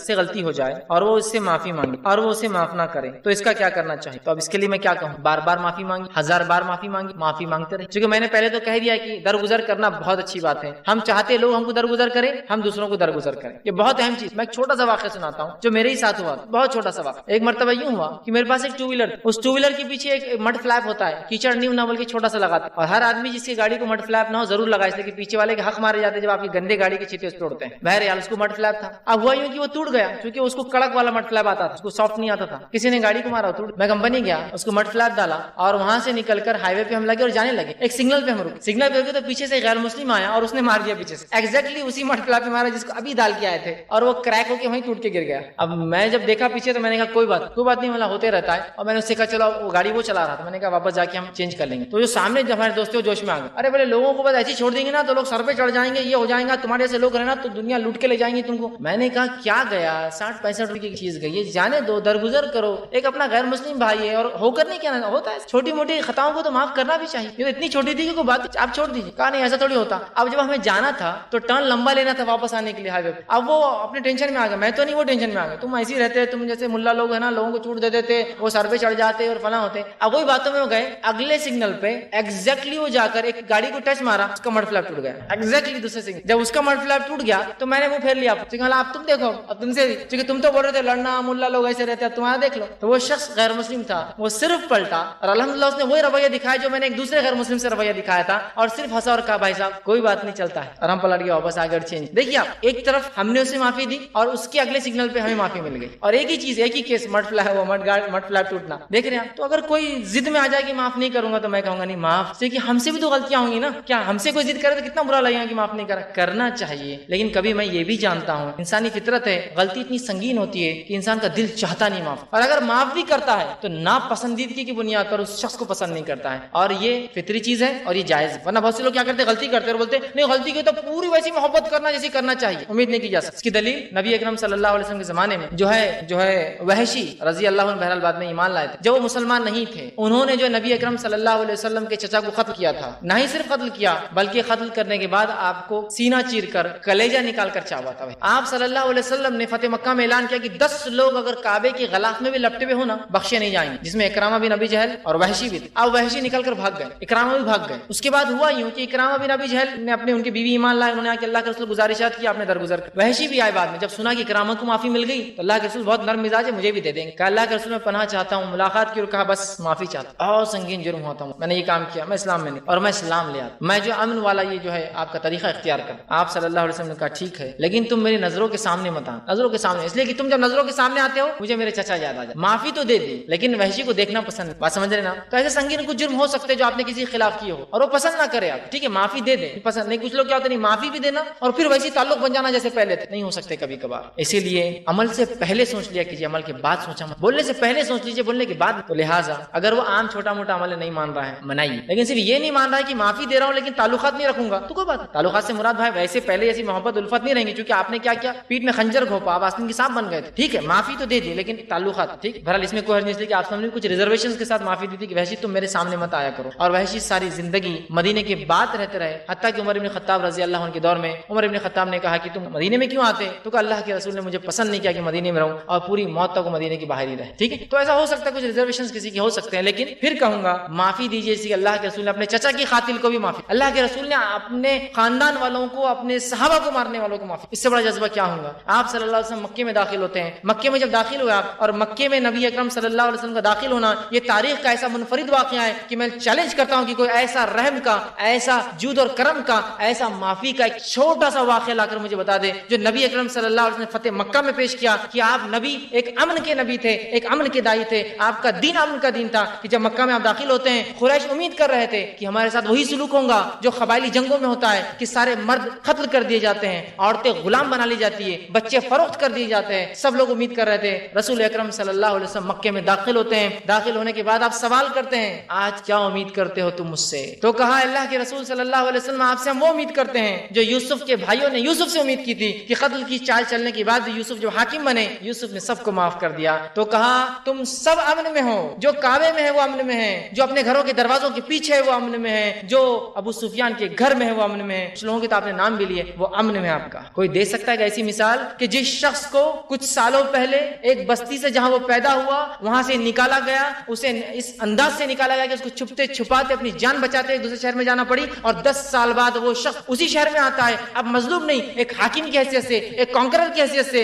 اور آ کر سب کو کہتا ہے آج معاف کرنا. دنیا نے روم کو دیکھا, دنیا نے چین کو دیکھا, دنیا نے مصر کو دیکھا, دنیا نے بڑی بڑی حکومتیں دیکھی. جب دوسرے پہ حملہ کرتے تو انسان تو دور گدھے اور کتوں کے بھی ٹکڑے کر دیتے جب جس شہر پہ حملہ کرتے. یہاں سب کو معافی دی. آپ نے تو اپنے چچا کی قاتل کو معاف کر دیا, سارے مکہ کے واسیوں کو معاف کر دیا, لوگوں کو درگزر کیا. اب اس سے بڑا کیا جرم کوئی کیا ہوگا آپ کے خلاف. درگزر کیجیے انشاءاللہ عزیز, ایک طرف آپ کی معافی, ایک طرف اللہ بھی آپ کے لیے کوئی غلطیوں کو معاف کرنے کے راستے بنائیں گے. السلام علیکم. فیض میرا سوال یہ ہے کہ جیسے آپ نے بتایا کہ استغفار یا توبہ کے لیے کچھ کنڈیشنز ہیں, تو جیسے ابھی ہم فرض نماز کے بعد اللہ اکبر کہہ کر 3 مرتبہ استغفار پڑھتے ہیں, یا جیسے آپ نے بتایا کہ اللہ کے رسول دن بھر میں 70 یا 100 مرتبہ بھی استغفار کرتے تھے, تو ان استغفار کے لیے بھی وہی کنڈیشن ہوگی کہ ہمیں کوئی ہمارا جو گناہ ہے وہ یاد کر کے استغفار کرنا پڑے گا, یا جنرلی بھی ہم استغفار کر سکتے ہیں؟ بھائی نے ایک بہت اچھا سوال کیا کہ آپ صلی اللہ علیہ وسلم 70 یا 100 مرتبہ استغفار کرتے تھے, اور ہم نے دیکھا استغفار کی فضیلت اتنی ہے, تو کیا استغفار جو ہم عام اعتبار سے پڑھ لیتے ہیں وہ کافی سارے گناہوں کے لیے, یا کچھ خاص گناہوں کو یاد کر کے استغفار کرنا ہو؟ تو اس میں 2 چیز, اگر گناہ کبیرہ ہم سے ہوا ہے تو اس کے لیے تو خاص استغفار کرنا ہوگا, اللہ اس کے لیے کر رہا ہوں. گناہ کبیرہ خاص توبہ کی دعائیں, خاص معافی کی دعائیں, خاص اللہ سے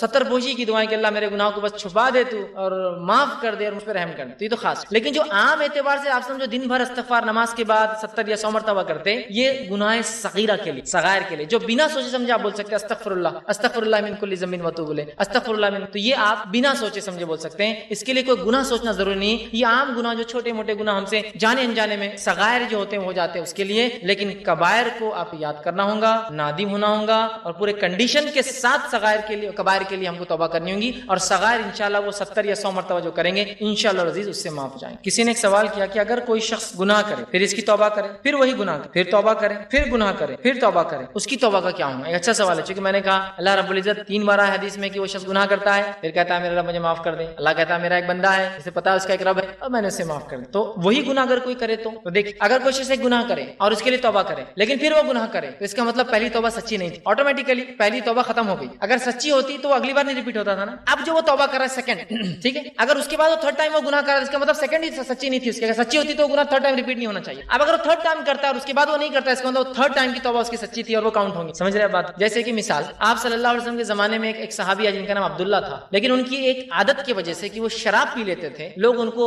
चिढ़ से हिमार कहते थे, गधा। एक मरतबा हुआ यूं कि शराब पी ली, लेकिन जब भी शराब पीते थे अल्लाह उसके रसूल से ऐसी मोहब्बत थी, सजा लेने बराबर आ जाते। क्या गुनाह तो हुआ, अब सजा ले, कफारा है ना, तो आ गए। जब 2 से 3 बार हो गया तो उमर इब्न खत्ताब रजी अल्लाह अन्हु एक बार खड़े थे और शराबी की सजा थी जूते चप्पलों से खूब मारो उसको। तो सहाबा सब आए और आप सब के पास वो आए, कहा मुझसे, आपने कहा चलो मारो, सब मिलकर जूते चप्पल मारने लगे। तो उमर इब्न खत्ताब ने कहा लानत है तुझ पर अब्दुल्ला, बार बार बार बार शराब पी के आ जाता है, शराब पी के आ जाता है, कैसा इंसान है यार, लानत मलामत करने लगे। तो अल्लाह के रसूल ने कहा उमर कतन अब्दुल्ला के बारे में ऐसा ना कहो और अपने भाई के खिलाफ शैतान की मदद मत करो, इसलिए कि जो अब्दुल्ला के बारे में मैं जानता हूँ तुम नहीं जानते, वो अल्लाह उसके रसूल से मोहब्बत करता है, इसीलिए सजा लेने आ जाता है ना। अगर तुम लानत मलामत करोगे कल सजा लेने नहीं आएंगे और गुनाह घर पे करते बैठेंगे। अल्लाह उसके रसूल की मोहब्बत तो है जो उसको सजा के लिए लाती। तो अब्दुल्ला ने गुनाह 1 से 2 बार 3 बार की शराब, उसके बाद फिर नहीं की रिवायत। तो इससे पता चला कि पहले उन्होंने किए सजा भुगते, तौबा भी की होंगे, जाहिर सी बात है साहबी है, लेकिन फिर हो गया उनसे, फिर आए तो मतलब पहली तौबा नहीं, फिर दूसरी बार फिर उनसे वो खता होगी, फिर पी लिया, यकीनन वो तौबा की होंगे, एक सहाबी रसूल थे, फिर चले गए, फिर आ गए। समझ रहा बात को? इससे पता चला कि फर्स्ट टाइम किसी ने गुनाह की तौबा की और दूसरे टाइम होता था मतलब पहली तौबा सच्ची नहीं थी, सच्ची होती तो नेक्स्ट टाइम रिपीटेशन का सवाल नहीं आता था। हाँ, लेकिन इसका हरगिज मतलब नहीं कि इंसान कोई गुनाह नहीं करे, एक बार तौबा करो तो गुनाह खताएं तो होती रहेंगी हमसे, हम इंसान है भाई, कुल्लू बनी आदम खत्ता,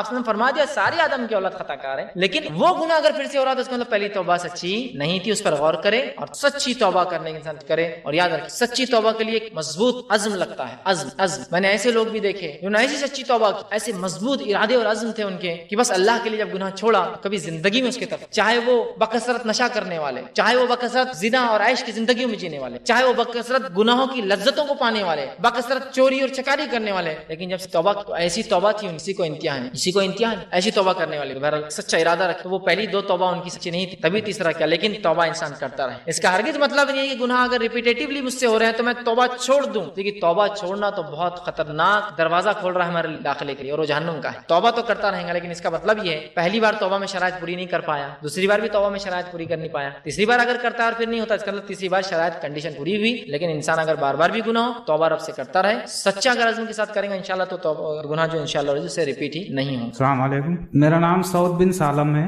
और गुमराह करने वाला और गुमराह होने वाला इन दोनों के लिए है माफी तौबा। भाई ने एक अच्छा सवाल किया कि गुमराह करने वाला और गुमराह होने वाला इसकी तौबा का क्या हो। ये सवाल को मैं ऐसा भी लूंगा कि समझ लीजिए मेरी नफ्स से किसी ने कोई गलत काम सीख लिया, मिसाल के तौर पर मैं सिगरेट नोशी करता था, मैंने अपने दोस्तों को सिखा दी, फ्री खिला दिया पिला दिया। मैं पिक्चर देखता था, मैंने अपने दोस्तों को फ्री टिकट दिखाया, जिससे वो पिक्चर के आदी बन गए, उनकी जिंदगी खराब हो गई। मैं जिना का आदी था और मैंने लोगों को जिना में वो कर दिया, मैं खुद गुमराह हुआ और दूसरों को गुमराह पे लगा दिया। अब ऐसा इंसान कैसे तौबा करे जिसकी वजह से कई लोग गुमराह हो गए, पता नहीं किस किस तक उसकी बुराई उसकी खबात चलेगी। तो इस मामले में जो उलमा लिखते हैं उनके अक़वाल ये है, सबसे पहले तो दिल में सच्चा नादिम हो कि अल्लाह बस ये बहुत हो गया, मैंने बहुत बड़ा गुनाह किया, मैं बहुत गुमराही में था और पता नहीं ना जाने कितने लोग गुमराह। पहला। दूसरा, वो फिर जो है उस पक्के इरादे की बुनियाद पर तौबा करे और फिर दोबारा उस गुमराही की तरफ ना जाए। ये हो गया 3। लेकिन अब चूंकि बंदों का मामला है, लोग भी उससे गुमराह हुए, जैसा कि भाई ने सवाल किया, और भी लोग हुए, ठीक है। तो लिहाजा अगर और भी लोग उससे गुमराह हुए हैं तो जितने लोगों तक जितने जराए से वो बात पहुंचा देता है, उस गुमराही की खबर पहुंचाए कि मैं इस मामले में गलती पर था, मैं खुद गुमराह था, ऐ मेरे भाइयों मुझे माफ करना इस गुमराही के लिए, और मैं तुमसे गुजारिश करूंगा अल्लाह के लिए कि तुम भी उस गुमराही को छोड़ दो जो तुमने मुझसे सच्ची, उनसे भी माफी मांगो। अगर आपकी तौबा रब से सच्ची है और आपने उनसे भी तौबा मांग ली और बता दिया कि क्या गुमराही थी और उसको कैसा करें, लेकिन अगर इसके बाद भी फिर वो आदमी पर अड़ा रहे तो वो उसका इख्तियार है, इंशाअल्लाह अज़ीज आप उससे बच। अब ये मामला इस्लाम के ताल्लुक से हो सकता है, गैर इस्लाम, जैसा मिसाल के तौर पर किसी ने कोई मसला गलत बयान कर दिया, लेकिन वो खुद को इल्म नहीं था कि ये मसला गलत है, उसके नजदीक वो मसला सही था इज्तिहाद की बुनियाद पर, तो यहाँ उसने जो लोगों को गुमराह नहीं किया। हाँ, जिन लोगों ने उसकी बात सुनी उनका काम था कि तहकीक करके उसकी बात को ले, मसला वहां होगा सामने वाले में। एक इंसान कह रहा है देखो वल्लाहु आलम, या आप लोग देखिए, और खुद कुरान में है कि यहूदियों ने और ईसाइयों ने अपने उलमा को रब बना लिया। अदी बिन हातिम ने जब वो आयत सुनी सूरह तौबा की तो कहा अल्लाह के रसूल हम अपने पादरियों की इबादत नहीं करते थे, तो कहा क्या वो जिस चीज को सही कहते तुम सही समझते हो, गलत तो गलत, तो कहा यही तो उनकी इबादत है, तहकीक नहीं करते थे तुम, तो हमारे लिए तो तहकीक करें दीनी मसाइल। और याद रख, जो मसाइल के अंदर गलतियां होती है वो गुमराही में काउंट नहीं होती जब तक कि वो कुफ्र तक ना ले जाए। जैसा मिसाल तौर किसी ने किसी चीज को ऐसा बता दिया कि ठीक है कर ले तो कोई नहीं, लेकिन एहतियात जरूर बेहतर है, जबकि बाद में पता चला वो चीज तो हलाल थी और उन्होंने क्या कह दिया कि नहीं एहतियात करना बेहतर है, कभी हो जाए तो ठीक है, लेकिन वो तो हलाल थी। अब कहीं हो रहा है ना, लेकिन यहाँ उस आदमी की नीयत गुमराह करने की नहीं थी, वो खुद भी कोशिश कर रहा था दीन सीखने और लोगों को सिखाने, ऐसी गलती हो जाए تو اس میں کوئی حرج نہیں. اس کی مثال دیتا ہوں, سلف میں سے بہت ساری مثالیں ملتی ہیں. ایک مرتبہ امام مالک رحمہ اللہ سے ایک شخص نے اور کہا, اے امام مالک, جب میں وضو کروں تو پیروں کی انگلیوں کا خلال کروں کیا؟ خلال کا معنی یہ ہوتا ہے جب ہم وضو کرے تو کر انگلی سے الٹے ہاتھ کی یا سیدھے جو الٹے ہاتھ کی کر انگلی سے بہرحال انگلیوں کے بیچ میں جو جگہ ہوتی ہے, پیر کی انگلیوں کی بہت چٹکی ہوئی ہوتی ہے, کبھی کبھی پانی نہیں جاتا, تو انگلی ڈال کے صاف کرنا, اس کو بولتے ہیں خلال. تو کیا ہم خلال کریں؟ تو امام مالک نے کہا میں ضرورت نہیں سمجھتا. اب ایک مرتبہ وہ شخص امام مالک کے ساتھ کبھی دن بعد گیا اور امام مالک وضو کر رہے تھے مسجد نبوی میں. جب دیکھا کہ امام مالک وضو کر رہے اور خلال کر رہے ہیں تو فوراً پکڑ لیا. کہا امام مالک میں نے سوال کیا تھا آپ سے ایک دفعہ کہ پیروں کی انگلیوں کا خلال کیسا ہے, آپ نے بولے ضرورت نہیں, آج خود کر رہے ہیں. تو کہا دیکھو جب میرے پاس اتنا ہی علم تھا جو میں نے بتایا, بعد میں نے رجوع کر لیا, جب میرے پاس علم ہے میں عمل کر رہا ہوں, اور اب جو لوگ پوچھتے ہیں ان کو صحیح بات بتاتا ہوں. اسے پتا چلا عالم سے چوک ہو سکتی, لیکن پھر وہ بھی یہ کرے جتنے لوگوں تک بات ہو سکتی ہے پہنچائے, اپنی چوک کو ڈھاکی نہ. ٹھیک, نہیں ایسا نہیں تھا, بات بناتے ہوئے اس کو سدھارتے ہوئے کہہ دے کہ مجھ سے چوک ہوئی. اور چوک کس سے نہیں ہو سکتی, غلطی کس سے نہیں ہو سکتی؟ بڑے بڑے اماموں سے چوک ہوئی, صحابہ سے چوک ہو جاتی تھی. انسان ہے, چوک ہوتی ہے, لیکن اس پہ اڑ نہ جائے. ایک اور واقعہ سنیے, چوک کا نہیں بڑا بہترین واقعہ ہے. امام مالک رحمہ اللہ کے پاس امام شافعی علم حدیث سیکھنے آئے. امام مالک بہت بزرگ امام ہے, ان کی بزرگیت کا کیا کہنا. تو کہا میں نے انہیں فتویٰ دیا کہ تم واپس نہ کرو. تو کہا تمہاری دلیل کیا بنی شافعی, کس بنیاد پہ تم نے روک دیا؟ تو کہا استاد میں نے وہ حدیث اللہ کے رسول صلی اللہ علیہ وسلم کی یاد کی جس میں آپ صلی اللہ علیہ وسلم فرمایا کہ معاویہ رضی اللہ عنہ کے تعلق سے ایک صحابیہ آئی تھی اور کہا معاویہ کا رشتہ مجھے آیا شادی کے لیے. تو اللہ کے رسول نے کہا معاویہ کے ہاتھ میں ڈنڈا بہت رہتا ہے, مطلب یہ نہیں کہ معاویہ ظالم ہے, مطلب یہ سفر پہ رہتا ہے, اونٹوں کو ہانکتا رہتا ہے, سفر پہ چلے جاتا ہے, بزنس مین ہے. اب تم شادی کر لوں گی اور شوہر ٹائم نہیں دے پائیں گا تم کو, پھر بزنس مین ہے نا. ٹھیک ہے, تو کہا معاویہ کے ہاتھ میں ڈنڈا رہتا ہے, لیکن ہم جانتے ہیں کہ معاویہ رضی اللہ عنہ ہمیشہ سفر پہ نہیں رہتے, اکثر سفر پہ رہتے ہیں. تو رسول اللہ نے اکثر کو ہمیشہ کے لیے استعمال کیا. زیادہ تر ڈنڈا رہتا تھا, زیادہ تر سفر پہ رہتے تھے, تو کہا اکثر. تو کہا اکثر کو زیادہ تر, مطلب زیادہ تر چیز کو اکثر کہا جاتا ہے, ہمیشہ کے لیے استعمال ہوتا ہے. جیسے کہ ایک انسان اکثر سچ بولتا ہے, کبھی جھوٹ ہو جائے تو ہم اس کو بولتے ہیں سچا آدمی. اس کا مطلب یہ نہیں کہ 100% سچا. ٹھیک ہے, ایک آدمی اکثر جھوٹ بولتا تھا, ہم بولتے ہیں یہ جھوٹا ہے, حالانکہ وہ سچ بھی بولتا ہے. تو کہا اکثر پہ وہ کیا. تو امام مالک نے کہا بہت خوب بہت خوب, اور کہا تم اس بلبل کو نہیں بیچ سکتے ہو. اور امام شافعی سے کہا تم بھی فتوے دے سکتے ہو. برا نہیں مانا, کیا شاگرد ہو کر میرے ہی پاس رہ کر,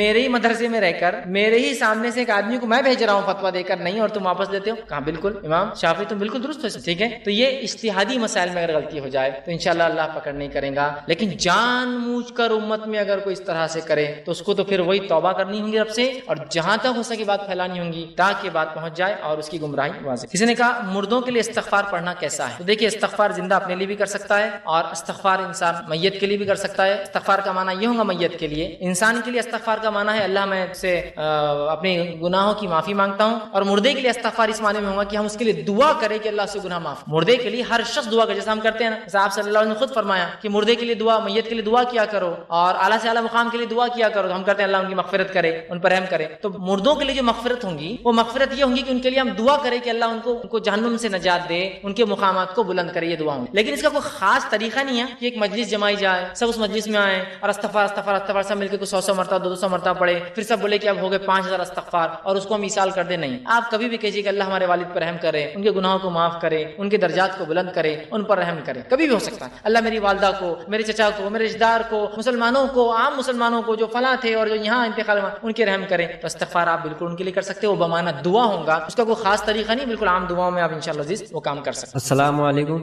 میرا نام عامر بن نذیر خان ہے.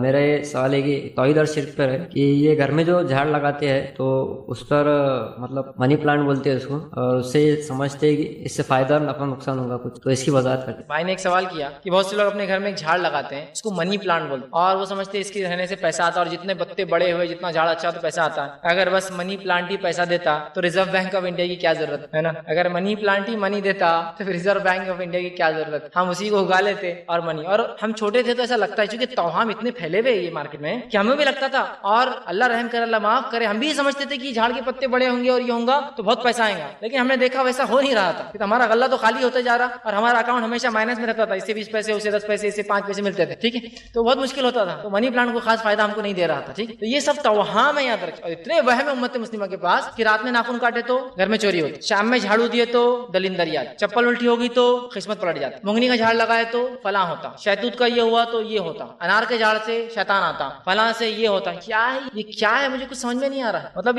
ہم کہاں جا رہے ہیں؟ لوگ بت پرستی کر کے اس سے شرک کر رہے ہیں, ہم تو یہ سب چیزوں سے شرک کر رہے ہیں. مطلب جھاڑو میں طاقت کی دلندری لا لے, وہ خود بیچاری اپنے قسمت پہ روتی ہوں گی کہ میں کیا ہو گئی یہاں کے جھاڑو دے رہے ہیں. چپل پلٹ گئی تو کیا ہو رہا, بولے چلو سیدھی کر, چلو کیوں قسمت پلٹ جائیں گے. ارے اس کی قسمت ویسی پھوٹی تھی, وہ چپل ہے, لیکن اس کی طاقت تو دیکھیے آپ کی قسمت پھوٹ. یہ وہم توہام ہے. یہ منی پلانٹ بہرحال ہاں اگر اس کا نام ہے منی پلانٹ تو الگ بات ہے, لیکن میں نے دیکھا ہے منی پلانٹ صرف نام نہیں ہے, بڑے عقیدے سے لوگ اس کی بیلیں لگاتے ہیں اور سمجھتے ہیں اس سے ہوگا. ایسا کوئی عقیدہ رکھ رہا ہے, بہت ہی برا مشرکانہ عقیدہ. یاد رکھ اسلام ایجاد کرتا اور توحید کے منافی یہ چیز. کسی نے ایک سوال کیا, اگر ایک بندہ کوئی شخص کسی سے معافی مانگے پھر سامنے والا معاف بھی کر دے, لیکن وہ معاف کرنے والا بار بار تانا دیتا رہتا ہے, تم نے تو ایسا کرتے تھے, تم وغیرہ کرتے تھے, یہ عمل اسے معاف کرنے والے کا کیا صحیح ہے؟ دیکھ, جب کسی آدمی نے کسی کو معاف کر تو معاف کرنے کا معنی یہ کہ اب آپ درگزر کر دیا اور معاملہ ختم ہوا. اگر آپ اس کو ریپیٹیٹیولی دہراتے رہیں گے کہ ہم نے معاف کر دیا, اس نے ایسا کیا تو معاف کر دیا, اس نے ایسا معاف کیا, تو آپ کی معافی کا آپ کو اجر نہیں ملے گا. جب آپ کسی کو معاف بھی کر رہے ہیں تو میرا کل کا ٹاپک یاد رکھیے, اخلاص کے ساتھ معاف کرنا ہے, ریا کے ساتھ معاف نہیں کرنا ہے. اب آپ جو معافی دے کے روز بول رہے ہیں, اس نے میری غیبت کیا تھا معاف کر دیا میں نے, بہت بڑا دل ہے میرا, اس نے میری چغلی کیا تھا معاف کر دیا, بہت بڑا دل ہے میرا, اس نے میرے پیسے لوٹا تھا معاف کر دیا, دل بہت بڑا ہے میرا. تو یہ تو ریا ہوا. آپ اپنے معافی کی داد لینا چاہ رہے لوگوں سے کہ آپ کتنے نیک ہے کہ آپ معاف کرتے ہیں لوگوں, پھر کیا فائدہ معافی کا؟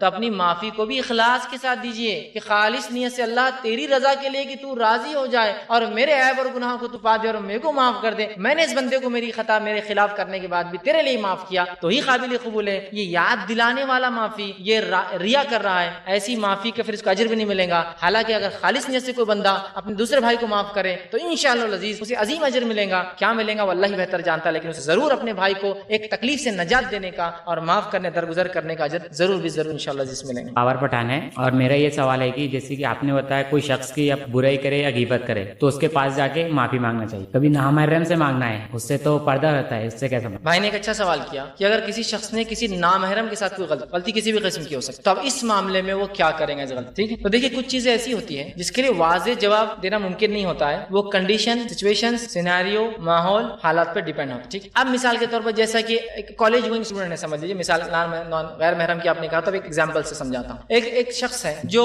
کالج کے اندر بیٹھ رہا تھا, غیر محرم لڑکیوں کو چھیڑتا رہتا ہے. ویسے کوئی محرم کو تو چھیڑتا ہی نہیں بہرحال, لیکن لڑکیوں کو چھیڑتا جو ظاہر سی بات ہے اس کی غیر محرم ہے نا. اب اس کے بعد اس کو احساس ہوتا ہے زندگی میں کہ بہت بڑا گناہ ہو رہا ہے نا, کسی کو چھیڑنا ویسے بہت بری بات. اور ایک چیز بھی یاد رکھیے, میں اکثر نوجوان سے کہتا ہوں, جب میں کالج میں تھا تو ایک ایسے ایک لائف اسٹائل اس زمانے, آج تو بہرحال بدترین حال ہے, اس زمانے میں بہرحال کچھ تو بھی اس کی ایک لمٹس تھی. تو لوگ کہتے تھے کہ دیکھو کیا لڑکا ہے وہ, کیا لڑکا ہے, دو لڑکیوں کے ساتھ گھومتا. بہت رسپیکٹ ہوتی تھی کالج میں ایسے بچوں کی جن سے لڑکیاں گھومتی ہے, جو لڑکیوں کے ساتھ لڑکے گھومتے. تو کچھ لوگ کہنا رہے اس کی کیا عزت ہے وہ, لیکن وہ تو فلاں کے ساتھ گھومتا ہے. تو اب انسان اس بات کو نہیں سمجھتا, اپنی جوانی میں دوسروں کو چھیڑ رہا ہے, اس کے بڑھاپے میں اس کی لڑکیوں کو چھیڑتا تو بولتے کیسے کوٹے ہو گئے یہ سماج میں, ان کو کچھ نہیں سمجھتا. تو لوگ بولتے حضرت ہمارے امی تمہارے چھیڑ چھاڑ کی باتیں ابھی تک کرتے, تم کتنا چھڑتے تھے,